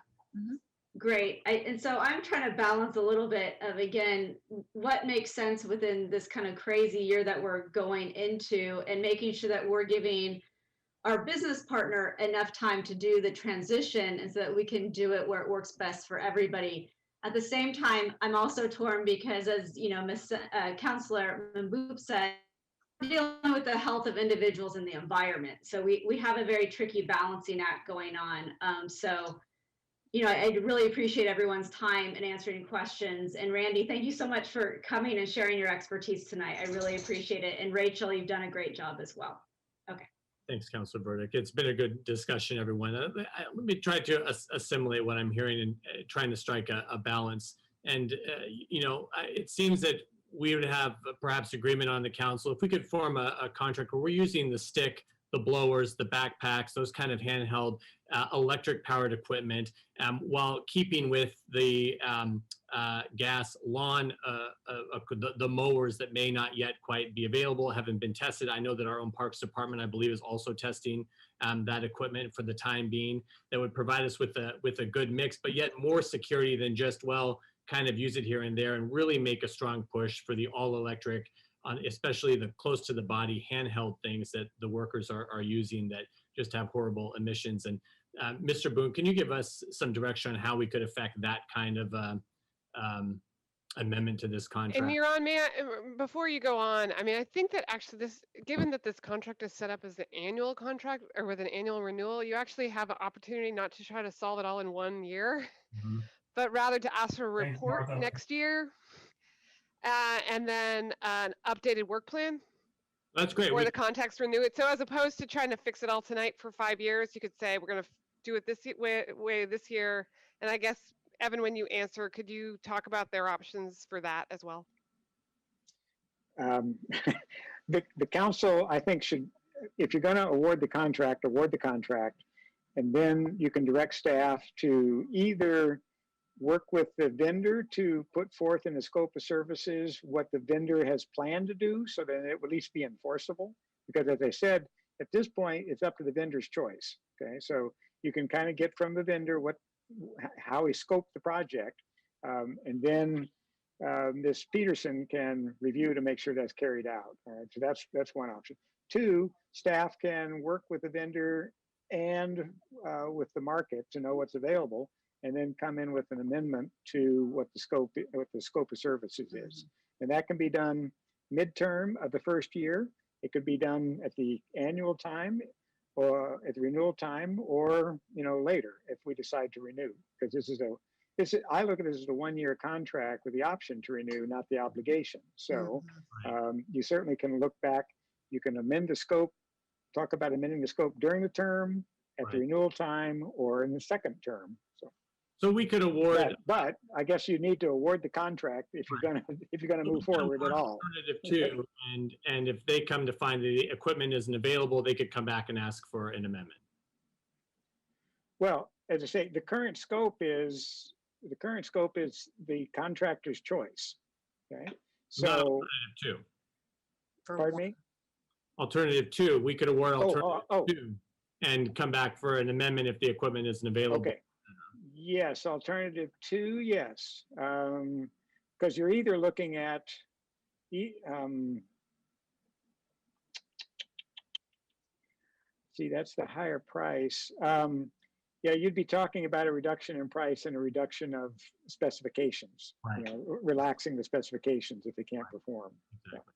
Well, just to keep it, Councilor Rapp, we'll get to your question, but to move us along, I'm going to start and make a motion that we award the multi-site landscape maintenance contract to Storm Landscape Services under alternative 2. Second that. Discussion. Is alternative 2 only electric or? Yes. Okay. Councilor Nguyen.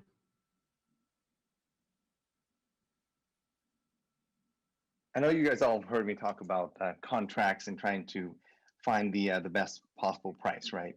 And I think we've all admitted that there's certain things that cities do and getting the best price on everything isn't one of them. And if there's ever an example of where we need to be able to say, you know, we're willing to pay a higher price to be able to achieve one of these goals, I think this would be an example. And I think that, you know, although this is only a 1-year contract, I suspect that as a business owner, that, you know, you cannot expect that the business partner to be able to make up their investment in this equipment. They're not, after a year, they're not going to be able to recover all their costs and pay all their employees and be able to cover their costs. So knowing that there's a substantial investment in assets, you know, we need to be able to move in a direction that gives the vendor a sense of certainty to know that if we invest in this more expensive electric equipment, that there is some degree of certainty that we will, barring some negligence or some poor performance, right? I see Mr. Boone raising his hand. And so, but in any case, my point is that I think, you know, there's things where we have to offer a chance. If we're going to move in a certain direction, we also have to make sure that we're going to commit to following through with that. We can't just say, well, we're going to, in year 1, we're going to ask them to invest in all electric equipment. And then in year 2 or year 3, we said, no, we'll go back to gas, or it just wouldn't be fair to them. Because I think, you know, that's something that we, you know, we should be carefully thinking about. But as I've said before, I think that if there's a chance to do something that's going to be more expensive, but for the benefit of the community, I think this is one of those examples. And I think that, and we've heard probably with more upfront, I think we can encourage more people to come on board, you know, when they go to purchase their own electric blowers and mowers, to do their own residential landscaping. So that's my comment on that. Councilor Winland. Well, I'm all for electric. I mean, I own all electric. I haven't had anything with a gas-powered thing for a long, long time. But I'm a residential customer, and the equipment is now getting up to the residential standards, I think. I just don't think the marketplace is quite there yet. And for us to put the burden on a vendor to come up with it, I think we're getting a little ahead of ourselves. I'm all for adopting electric, but we haven't even really had a discussion with the sustainability group. We haven't even, I mean, we've been asked to study it. We've gotten lots of emails on it. I don't think we can exactly do it tonight, nor should we. But I do think that I would take the recommendation of staff that they want to work on a hybrid model. They know the intentions of council and of a lot of our residents to shift to electric. And I think Randy's probably figuring out in his world that life is changing and he's going to be more towards electric along with all of his peers in landscaping companies as soon as they have the equipment to buy. But there's a huge investment in batteries and management of all that. And we have not really reached it in a commercial way yet. And I think we will be, and I would say to be on the standpoint to say that we're moving towards electric and we want to do it rapidly, and that we know that we can adjust the contracts as the market adjusts. And I think, you know, I've always been a price sensitive person anyway, and I think a 30% increase in your landscaping costs is significant. It's not a 5% or a 2%. It's significant money and it's taxpayer dollars. So I just don't think we're ready yet quite in the commercial world. We're getting closer, and a hybrid model I think is very prudent to move forward. So that's just where I'm at. Councilor Menz, I see your hand, but excuse me, Mr. Boone. I see. Can we let Mr. Boone jump in here real quick? Okay, Mr. Boone. Just to Councilor Wynn's point, most multi-year contracts or contracts that award an annual basis with option to renew, they are usually rolled over. We do usually exercise that option to renew. If we don't, then there's been a change in the market or there's a change in performance. I mean, that's kind of your two options there, or two reasons there. I would not encourage the council to start rewriting the terms of the contract here. And so I think we would just go with, because I worry about another contractor, a bidder, who said, well, gee, I could have given you a different price if I'd known you were going to commit for 2, sort of thing. So if you want to change the terms of the contract, I would suggest we need to rebid, but I give you that history there to for your consideration. Thank you, Mr. Boone. Councilor.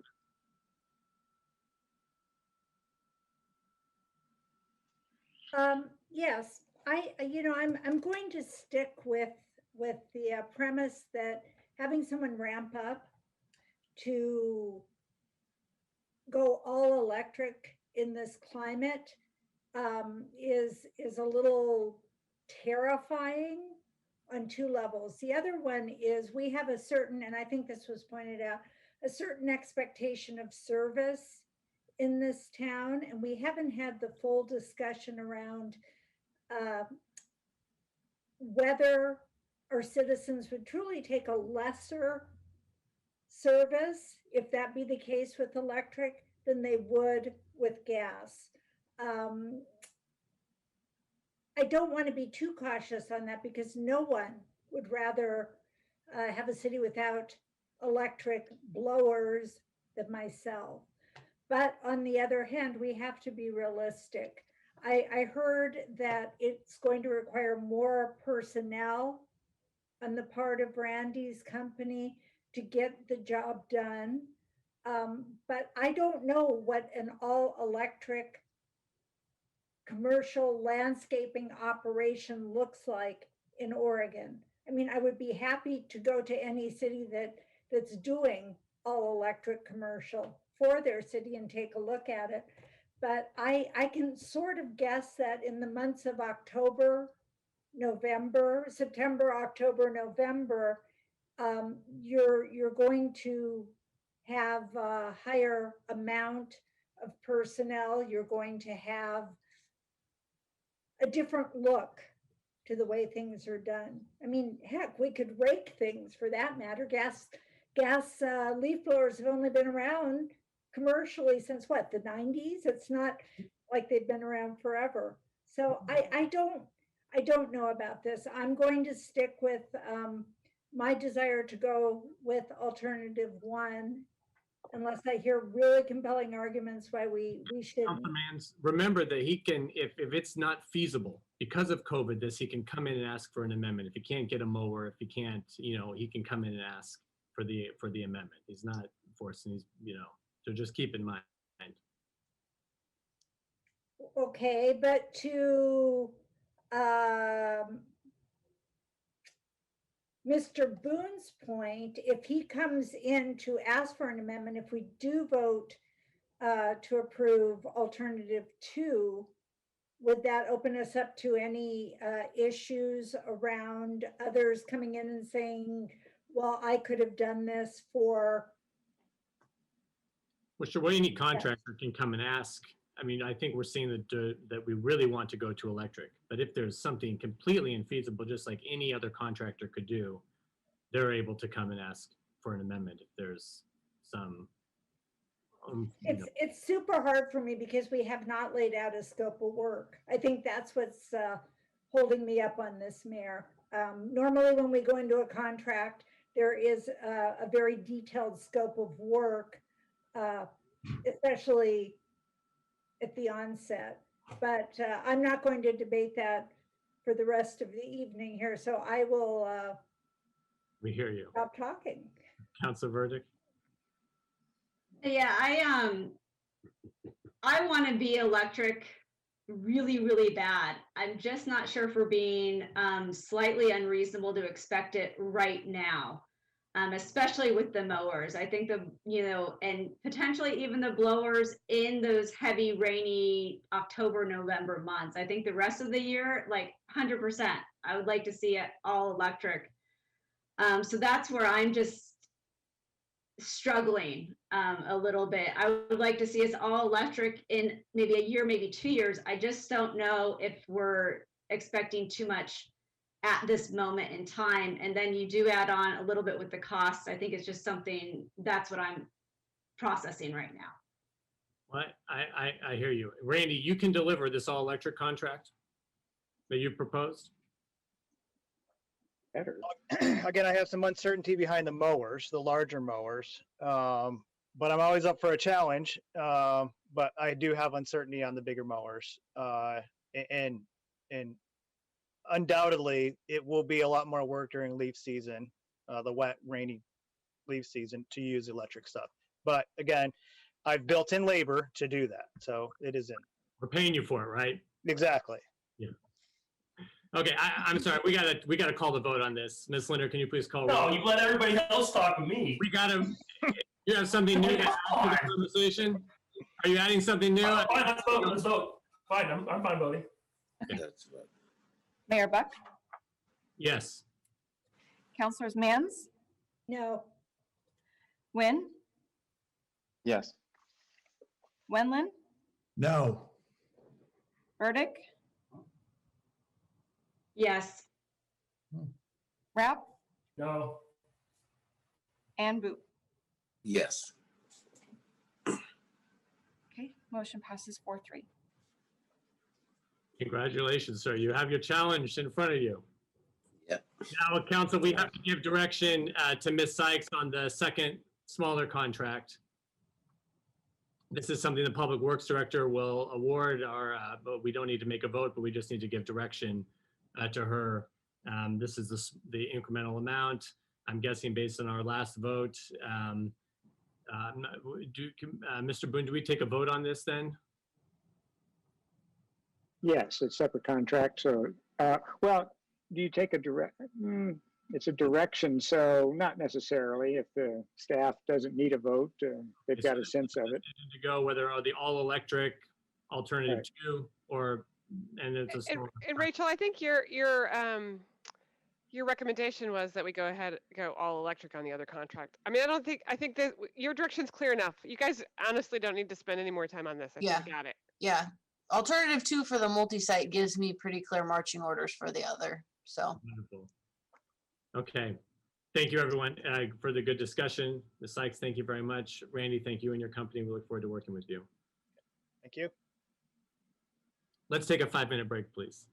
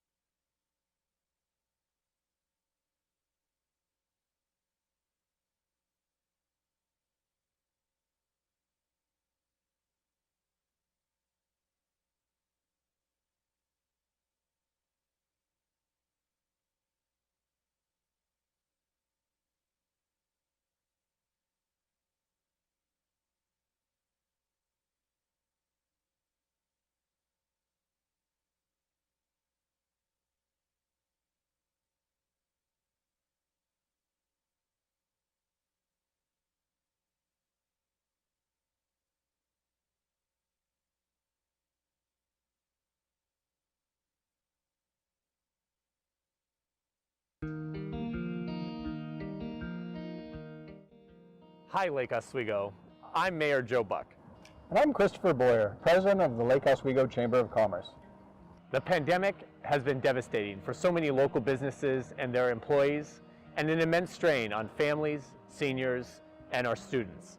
As we enter the new year, it's time for a renewed hope as we recover safely and rebuild our community.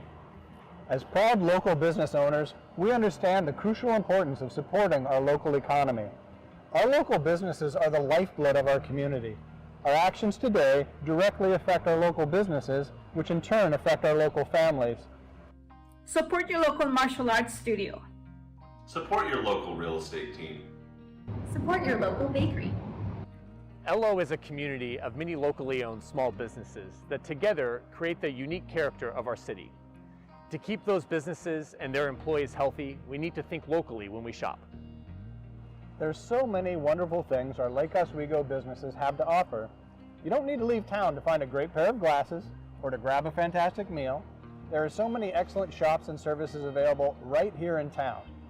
And shopping online doesn't need to stop you from shopping local. Support your local law firm. Support your local veterinary hospital. Support your local children's activities. This past year taught us that we are a resilient community, strengthened by our ability to care for one another. And now, as we move into the new year, we ask that we carry that love forward and continue to support our local business community. All of your support makes a big difference. Shopping local isn't just for the holidays. Join us in uplifting our community by committing to support local year-round. Support your local event planner. Support your local child care. To support your local restaurants. Thank you so much for supporting your local small business yoga studio. To learn how the city is helping our local economy to recover, renew, and rebuild, visit lakeoswego.city/business.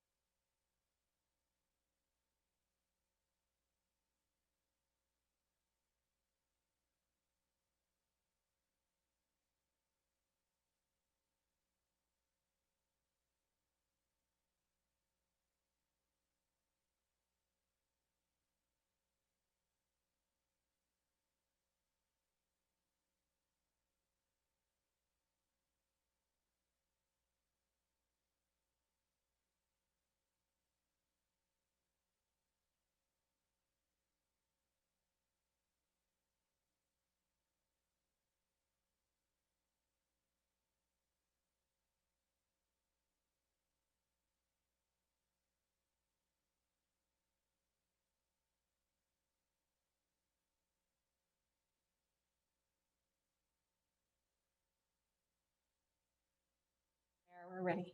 Okay, thank you, Linda. Okay, welcome back. Next on the agenda, we have the Rassekh Park Architectural and Engineering Design Contract Award. Director Anderholm and Miss Anderson. Yes. Welcome. Good evening, Mayor and Council. I'd like to introduce Jenny Anderson, who's going to be our project manager on this project. She is going to go ahead and take the lead on this report, and then I will be available for questions afterwards. So Jenny, why don't you go ahead and take it away? Sure. So Ivan and I are here to recommend the award of an architectural and engineering design contract for Rassekh Park. To start off, I'll give you a bit of history about the site with the city. It was purchased in the 90s, and there's been various plans over the years, which have all been slated for active recreation. In 97, and then again in 2013, there was the Lucia Farm Master Plan, which projected it for active recreation. And again with the 2012, in 2012, when the Parks Plan 2025 was put out. In June 2019, there was public outreach done with the City of Lake Oswego residents to prioritize the potential projects to be funded with the Parks Fund, the 2019 Parks Fund money. And the athletic fields were identified as a high priority across all the outreach efforts. And so in In March 2020, the Parks Advisory Board presented to the council the recommendations for the bond prioritization, and that included the athletic field at the Rassekh property. And then with the prior councils, with the previous council, one of the council initiatives was to approve a project list for the parks bond in which the work plan elements included to develop the Rassekh property as ball fields.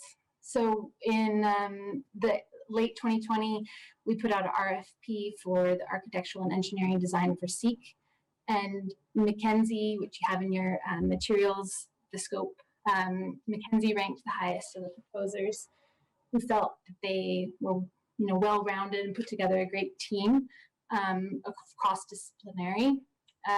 They also impressed us with the understanding of the site and their approach to the project. They put a lot of thought into also how it connects to the outer area, like the greater area around, not just the site alone.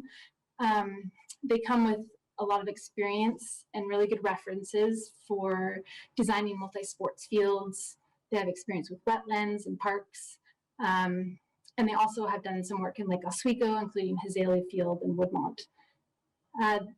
Another thing that we liked about their proposal was they had a strong plan for public engagement, including public meetings, neighborhood meetings, putting together a project advisory committee, and also using online tools like a survey.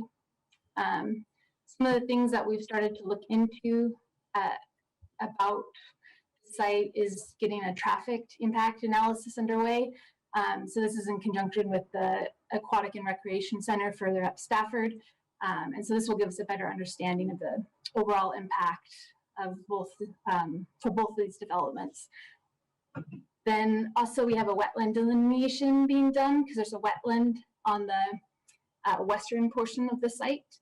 And so that will give us an idea of a delineation of the wetland, so we try not to do work into the sensitive area. I know some of the questions raised prior to the meeting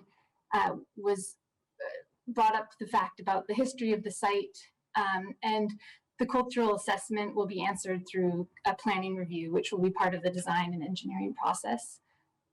Also, the question was brought up about sewer, and we have a zone of benefit for the pump station on the west side of Pecan Creek. And so the sewer, again, the sewer will be addressed. We don't know how they'll do that, but it'll be addressed during the design and engineering process.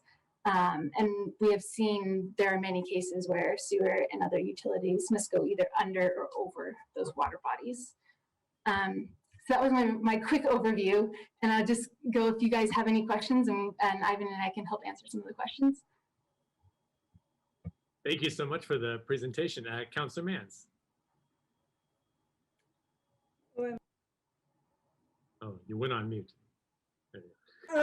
Yeah, my question is traffic study. We've heard from citizens, and I'm curious too, as I live over on this part of town, what we're doing as far as potential traffic is concerned. Well, the traffic study is just underway right now. So we have a consultant who's working on both, the traffic along Stafford for both the Aquatic and Recreation Center and for Rassekh property. But Ivan, do you want to input any more comments on that since you've more experience with traffic studies? Yes. So we've contracted with PBS, a local engineering firm, as part of the scope for the Recreation Aquatic Center design and engineering. And in that scope, we specifically, and I mentioned this to council when we awarded that, we specifically took the traffic impact analysis out of the scope of our consultant there, because we did feel it was necessary to examine the impact of both potential developments and their effect on Stafford and McVeigh. So they are currently conducting that study and doing the work both for the traffic impact of the Recreation and Aquatic Center that'll be at the golf course. But then they're also based on concept and earlier comment and direction that we received in last year in the goal setting of last year's council to develop ball fields there. We've given them the conceptual scope of what might be on Rassekh property. So they're also doing that as a separate report so that we can both look at the individual impact of development of ball fields at Rassekh and neighborhood park components, as well as the recreation and aquatic center, but we also can see what the cumulative effect is. And when those reports are done, they're going to more than likely point to some offsite improvements to basically enhance the flow of traffic through the traffic circle area on Stafford. Is really the pinch point right now is what we're hearing preliminarily. So we don't have those back, but it is part of what we're doing right now, and that will inform where we go with the design and engineering of the site. Okay, and they have just started this traffic survey, or this was started last year? I'm sorry. It was actually initiated at the time that we awarded the contract for the aquatics and recreation center for both sites. So it is, we're probably, if I had to guess, later this month, beginning of March, we will have a better understanding of what the impacts are. Okay, and they'll be factoring in COVID and the fact that traffic has been greatly reduced over this past year in general? Yes, they will. And actually, we have some data. They're using some data points from before COVID that were used back. We did a traffic impact analysis on true number of vehicles prior, about a year before COVID, maybe 16 to 18 months, because we did complete a traffic impact analysis when we were working on just purely a dry recreation facility at the golf course site. So they do have some data at the traffic circle. They do have traffic counts that were pre-COVID that will paint a picture, and those are the most current non-COVID data points that they have that they're using in their studies. Great, thank you. Thank you. Councillor Nguyen. Yeah, this would be a question for Director Anderholm and Ms. Anderson. So with these ball fields, is there going to be any utilization by the school district? Is there any talk about the school district being able to have access to use these fields for their activities? Yes. So right now we're operating under our tried and true intergovernmental agreement, tried and true back to 1988. And in that agreement for athletic fields, specifically athletic fields, the hierarchy for use of those fields is dependent on the ownership or where it's at. So if it's on the school district property, they get absolute first priority. The city gets second priority. And if it's on the city, then the city gets first priority. The school district gets second priority. And then come all of the local youth organizations and so on. We do anticipate that there will be some school district usage on these fields, just as there are on all of the city-owned facilities, including Azalea Field, George Rogers, Westlake, and the newly turf fields over at East Winoga.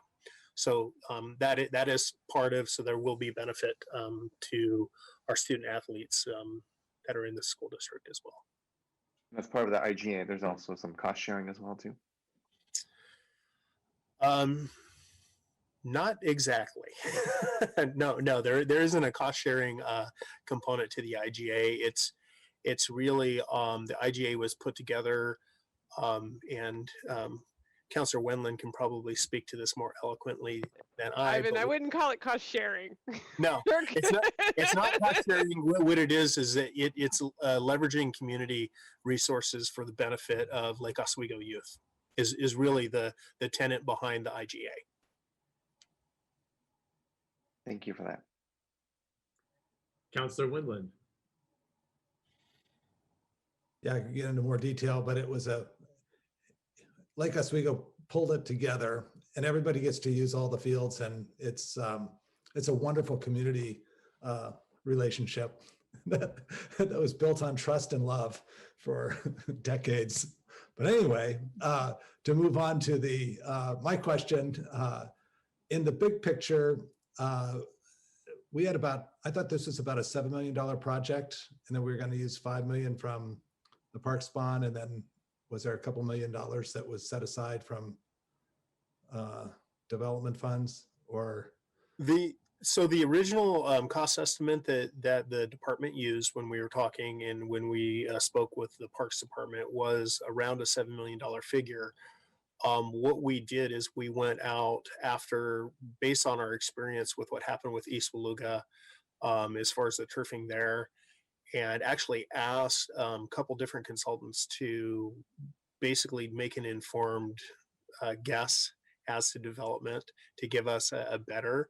And we have, as part of the negotiation with McKinsey, we did ask them to make sure that the $5 million is within the scope of what we're trying to accomplish there. And they have assured us that based on their most recent projects and their experience, that the $5 million. So essentially what we're finding out is that our original estimate was high. And so, but we are very comfortable and confident that the $5 million total project cost is where we will be on this project.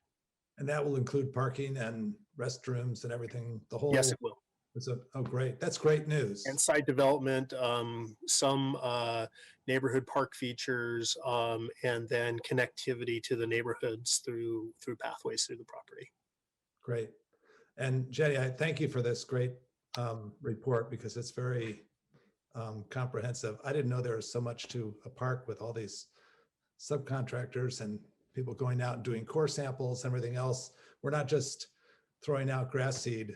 This is a complex project, and thanks for, I know there's a ton of work that has been involved in this, but I am very happy that that you're at this point and moving forward, because this is long overdue and very needed in the city. So thanks for your work. Thank you. Councilor Rapp. Ivan, sorry if you already mentioned this, but and it's not really specific to the architectural stuff that we're going over, but are the fields going to be turf within the scope of work? There'll be artificial turf, yes.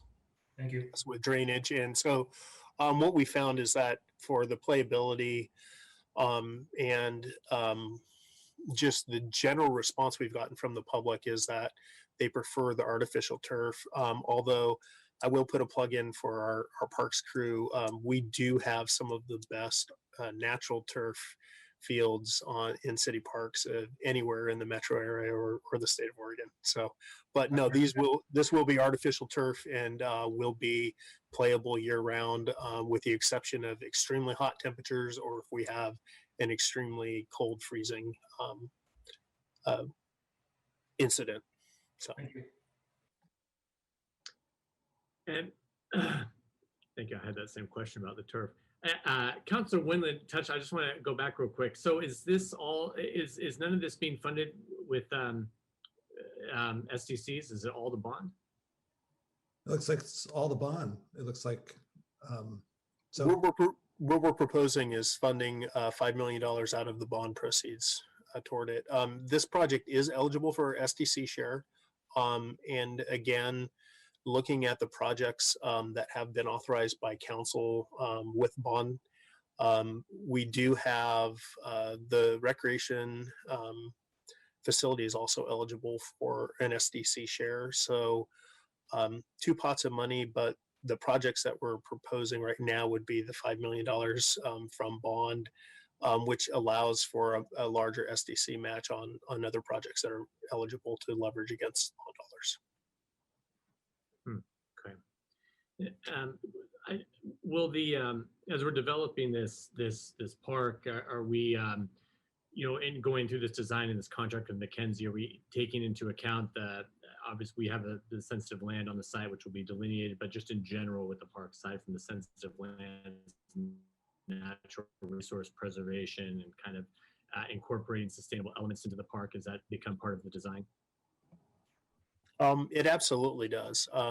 It's much much akin to the project where we took the natural turf out at East Waluga and turned it into artificial turf. So we're very conscious about the intersectionality of the artificial turf and the natural environment. Over at East Waluga, the artificial turf actually borders wetlands that are wet year round, like standing water, and a seasonal stream. So part of the engineering of this, part of the requirement for stormwater management is that we do the pre-treatment that we would do for any type of stormwater facility. But the enhancement of the park is not just about the parking and the facilities that are going to have the athletic field and the other park. Like we will also work in and incorporate restoration of the natural area.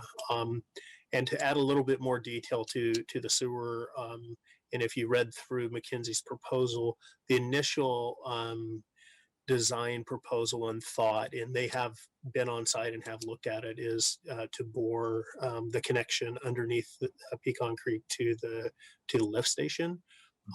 But that is reliant on geotech and different things like that. So we're very conscious about how both the natural environment and the active recreation environment meet and how they interact with each other. And that will be incorporated into the design.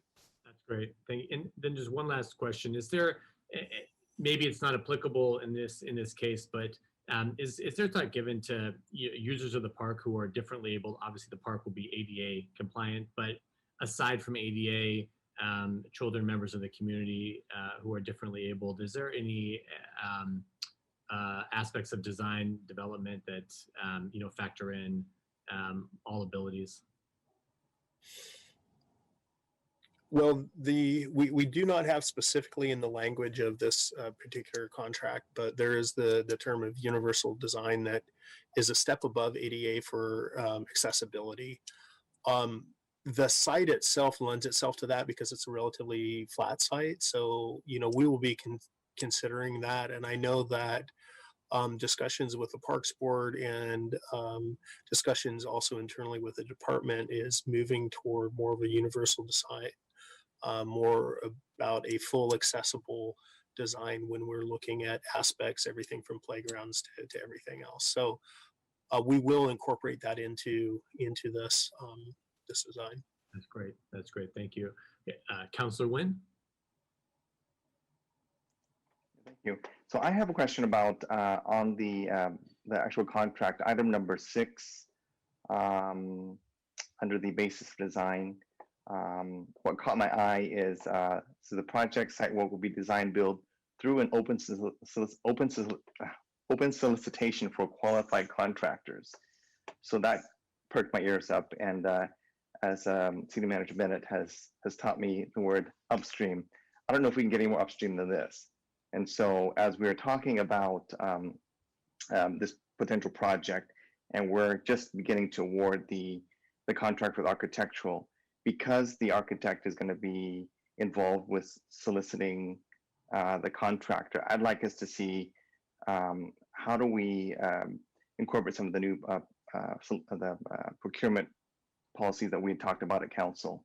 So maybe Mr. Anderholm or maybe City Manager Bennett can talk about that. But would we have policies ready in time for that? I don't know, how long is the design? Jenny, how long is the design phase?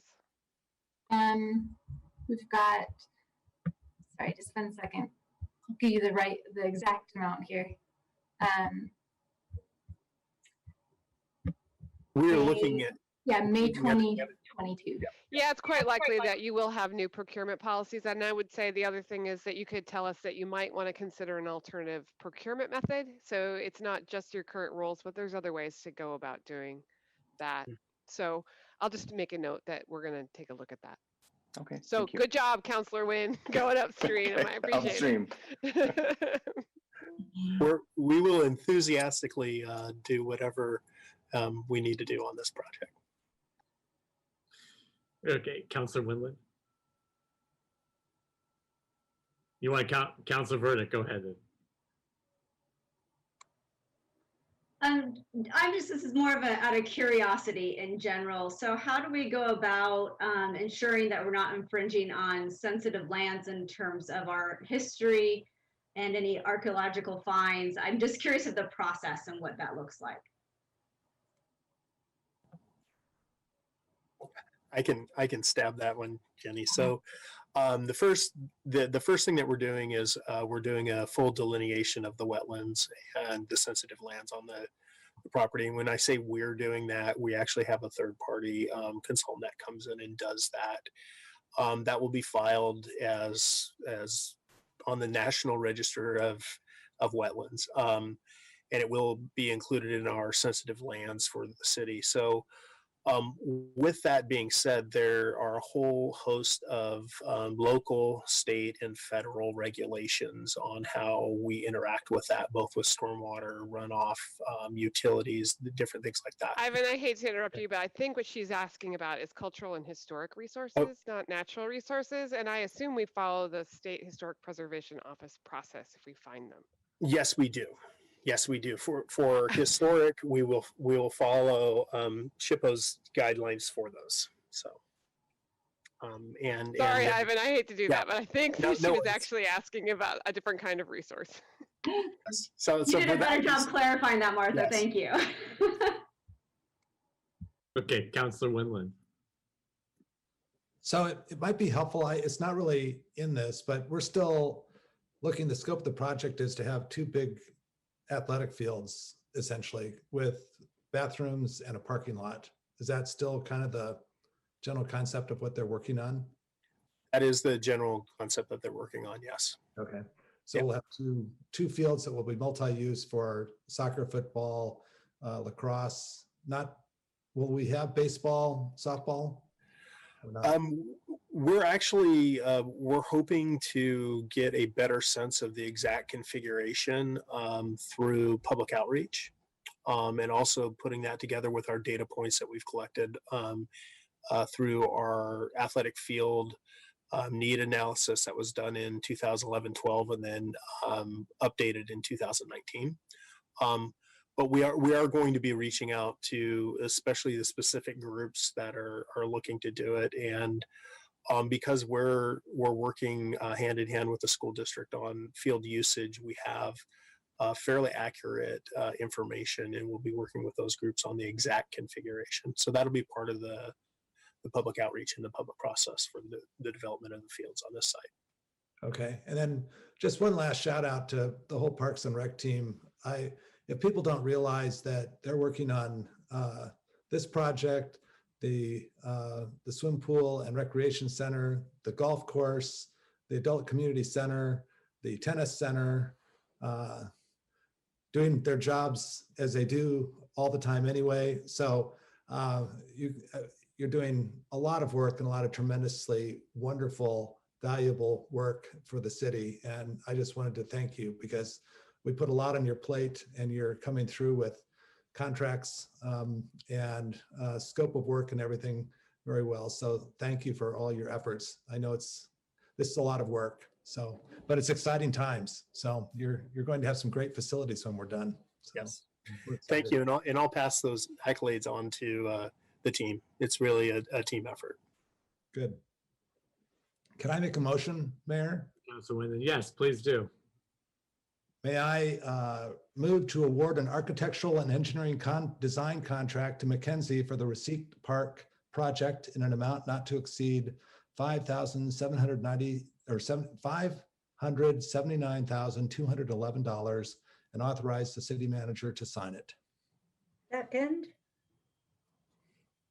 Just a quick clarification, it's 121 on the dollar. 211? No, 121. Is your report different? Oh. No, it's 579,211. Huh. That's so funny. It seems as though we have two numbers there. Go with a higher number. 579,211. We got $80 savings here.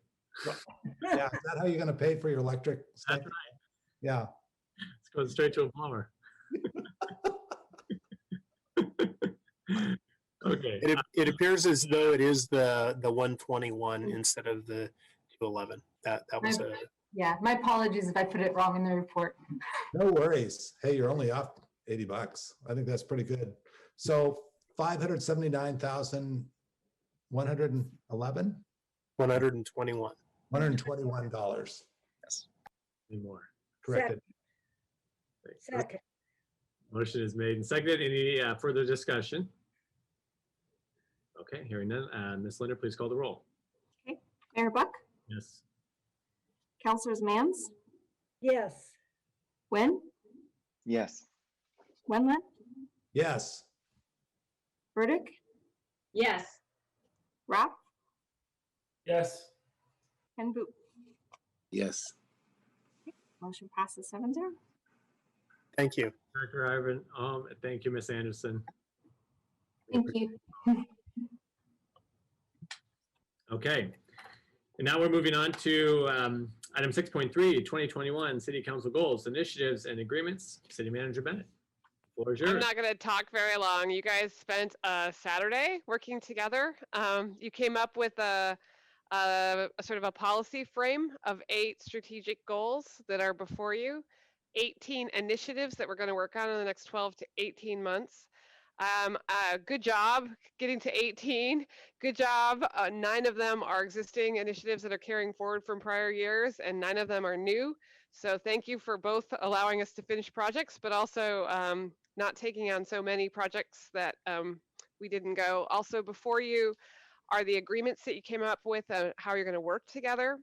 Just a couple other things I want to make sure you know. First, I included in your packet the total list of initiatives that you considered, and then the scores from the initial pass. It's you obviously you re-ranked a couple of them to move up and to move down, but I thought you'd like to see the complete list. You also had a bunch of work plan items and also some sort of directional feedback about the various initiatives, and that will be sent to staff.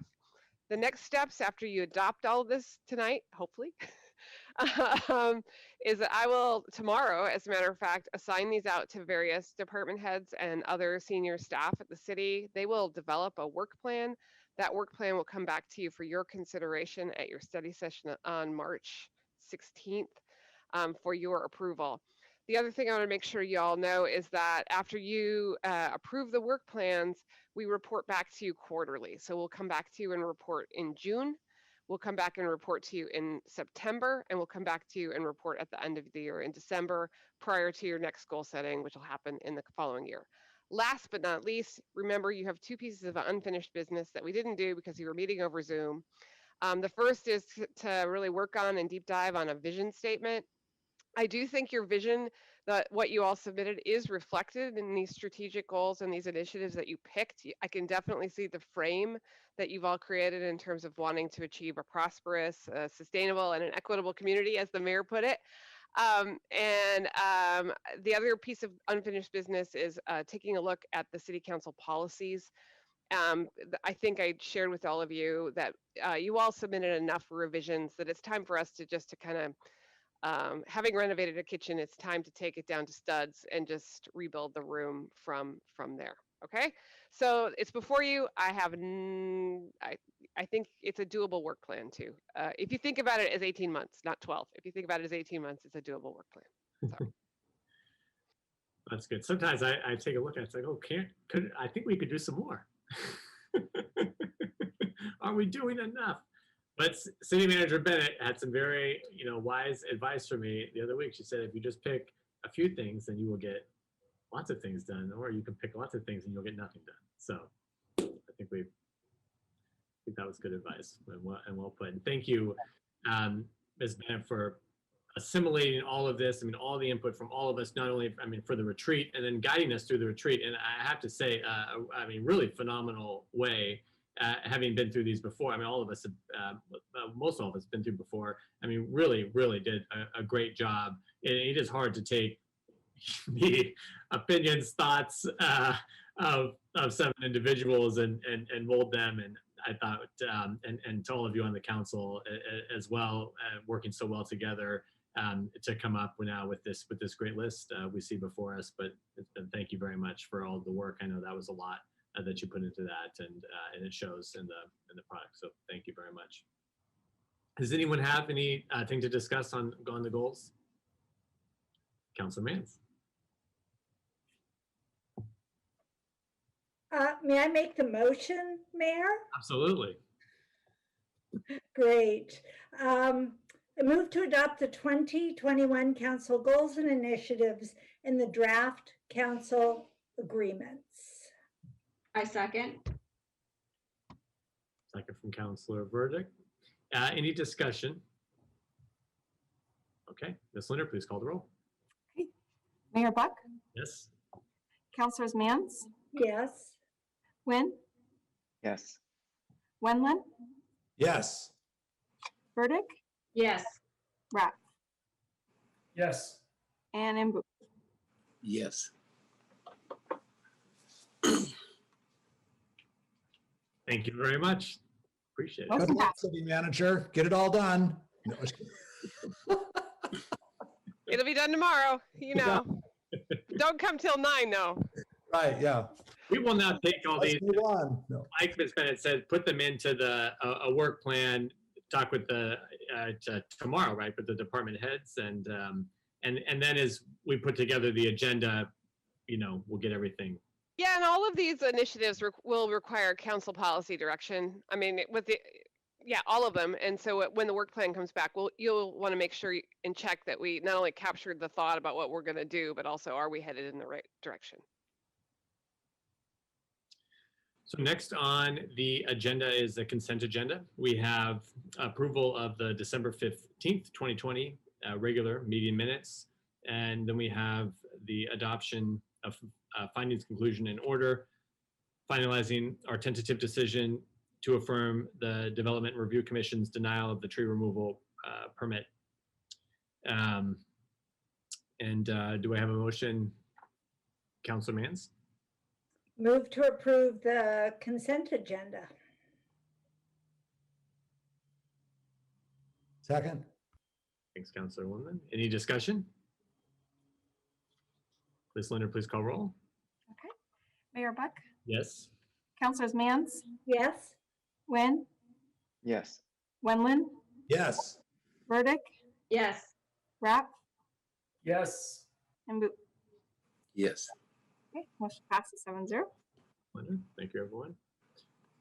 Yesterday, marks the, yesterday was the first day of February, as we all know, marks the first day of Black History Month. Every February, we celebrate the achievements and history of African Americans as part of Black History Month. While we officially celebrate Black History Month in the United States, it's our shared hope that we celebrate the heritage of Black Americans and support their culture and economic and overall well-being throughout the entire year. And that said, I encourage everyone to celebrate, learn, and honor Black history during this month together and embrace ways to carry that learning through to action in our day-to-day lives. I really want to give a shout out to the public library. They offer multiple ways to engage in Black History Month, and they've really done a phenomenal job. And also with the Ella Reed's team, which we also celebrate during February. So this month there are events related to Ella Reed's, the book Cast by Isabel Wilkerson, including later this month presentation by the author coming to speak to the community.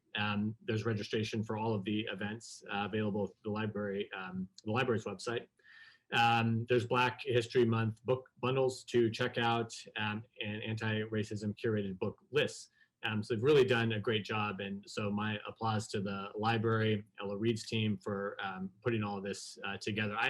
I went on to looking at all the events. I mean, there are some really unique events for all ages, all different things involving art, things involving reading that really varied and quite impressive. I do not even know where they find all of these things, but they've done a great job, and it's for free. So that's what I have. And does anyone else on the council have information to share?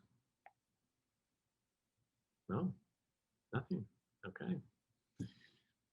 Ms. Bennett, Mr. I Bennett. have one thing for you, which is just to let you know that Woodmont Park will open this weekend. So if you haven't seen it, it is beautiful and quite different than the way it looked before.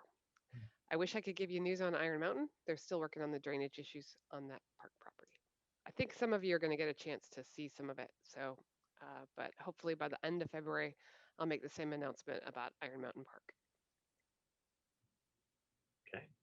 And after that, I won't have to worry about Councillor Wendland getting hit by a car as he walks down Iron Mountain Boulevard. He can go walk on the trail. You don't have to worry. He always wears the safety vest.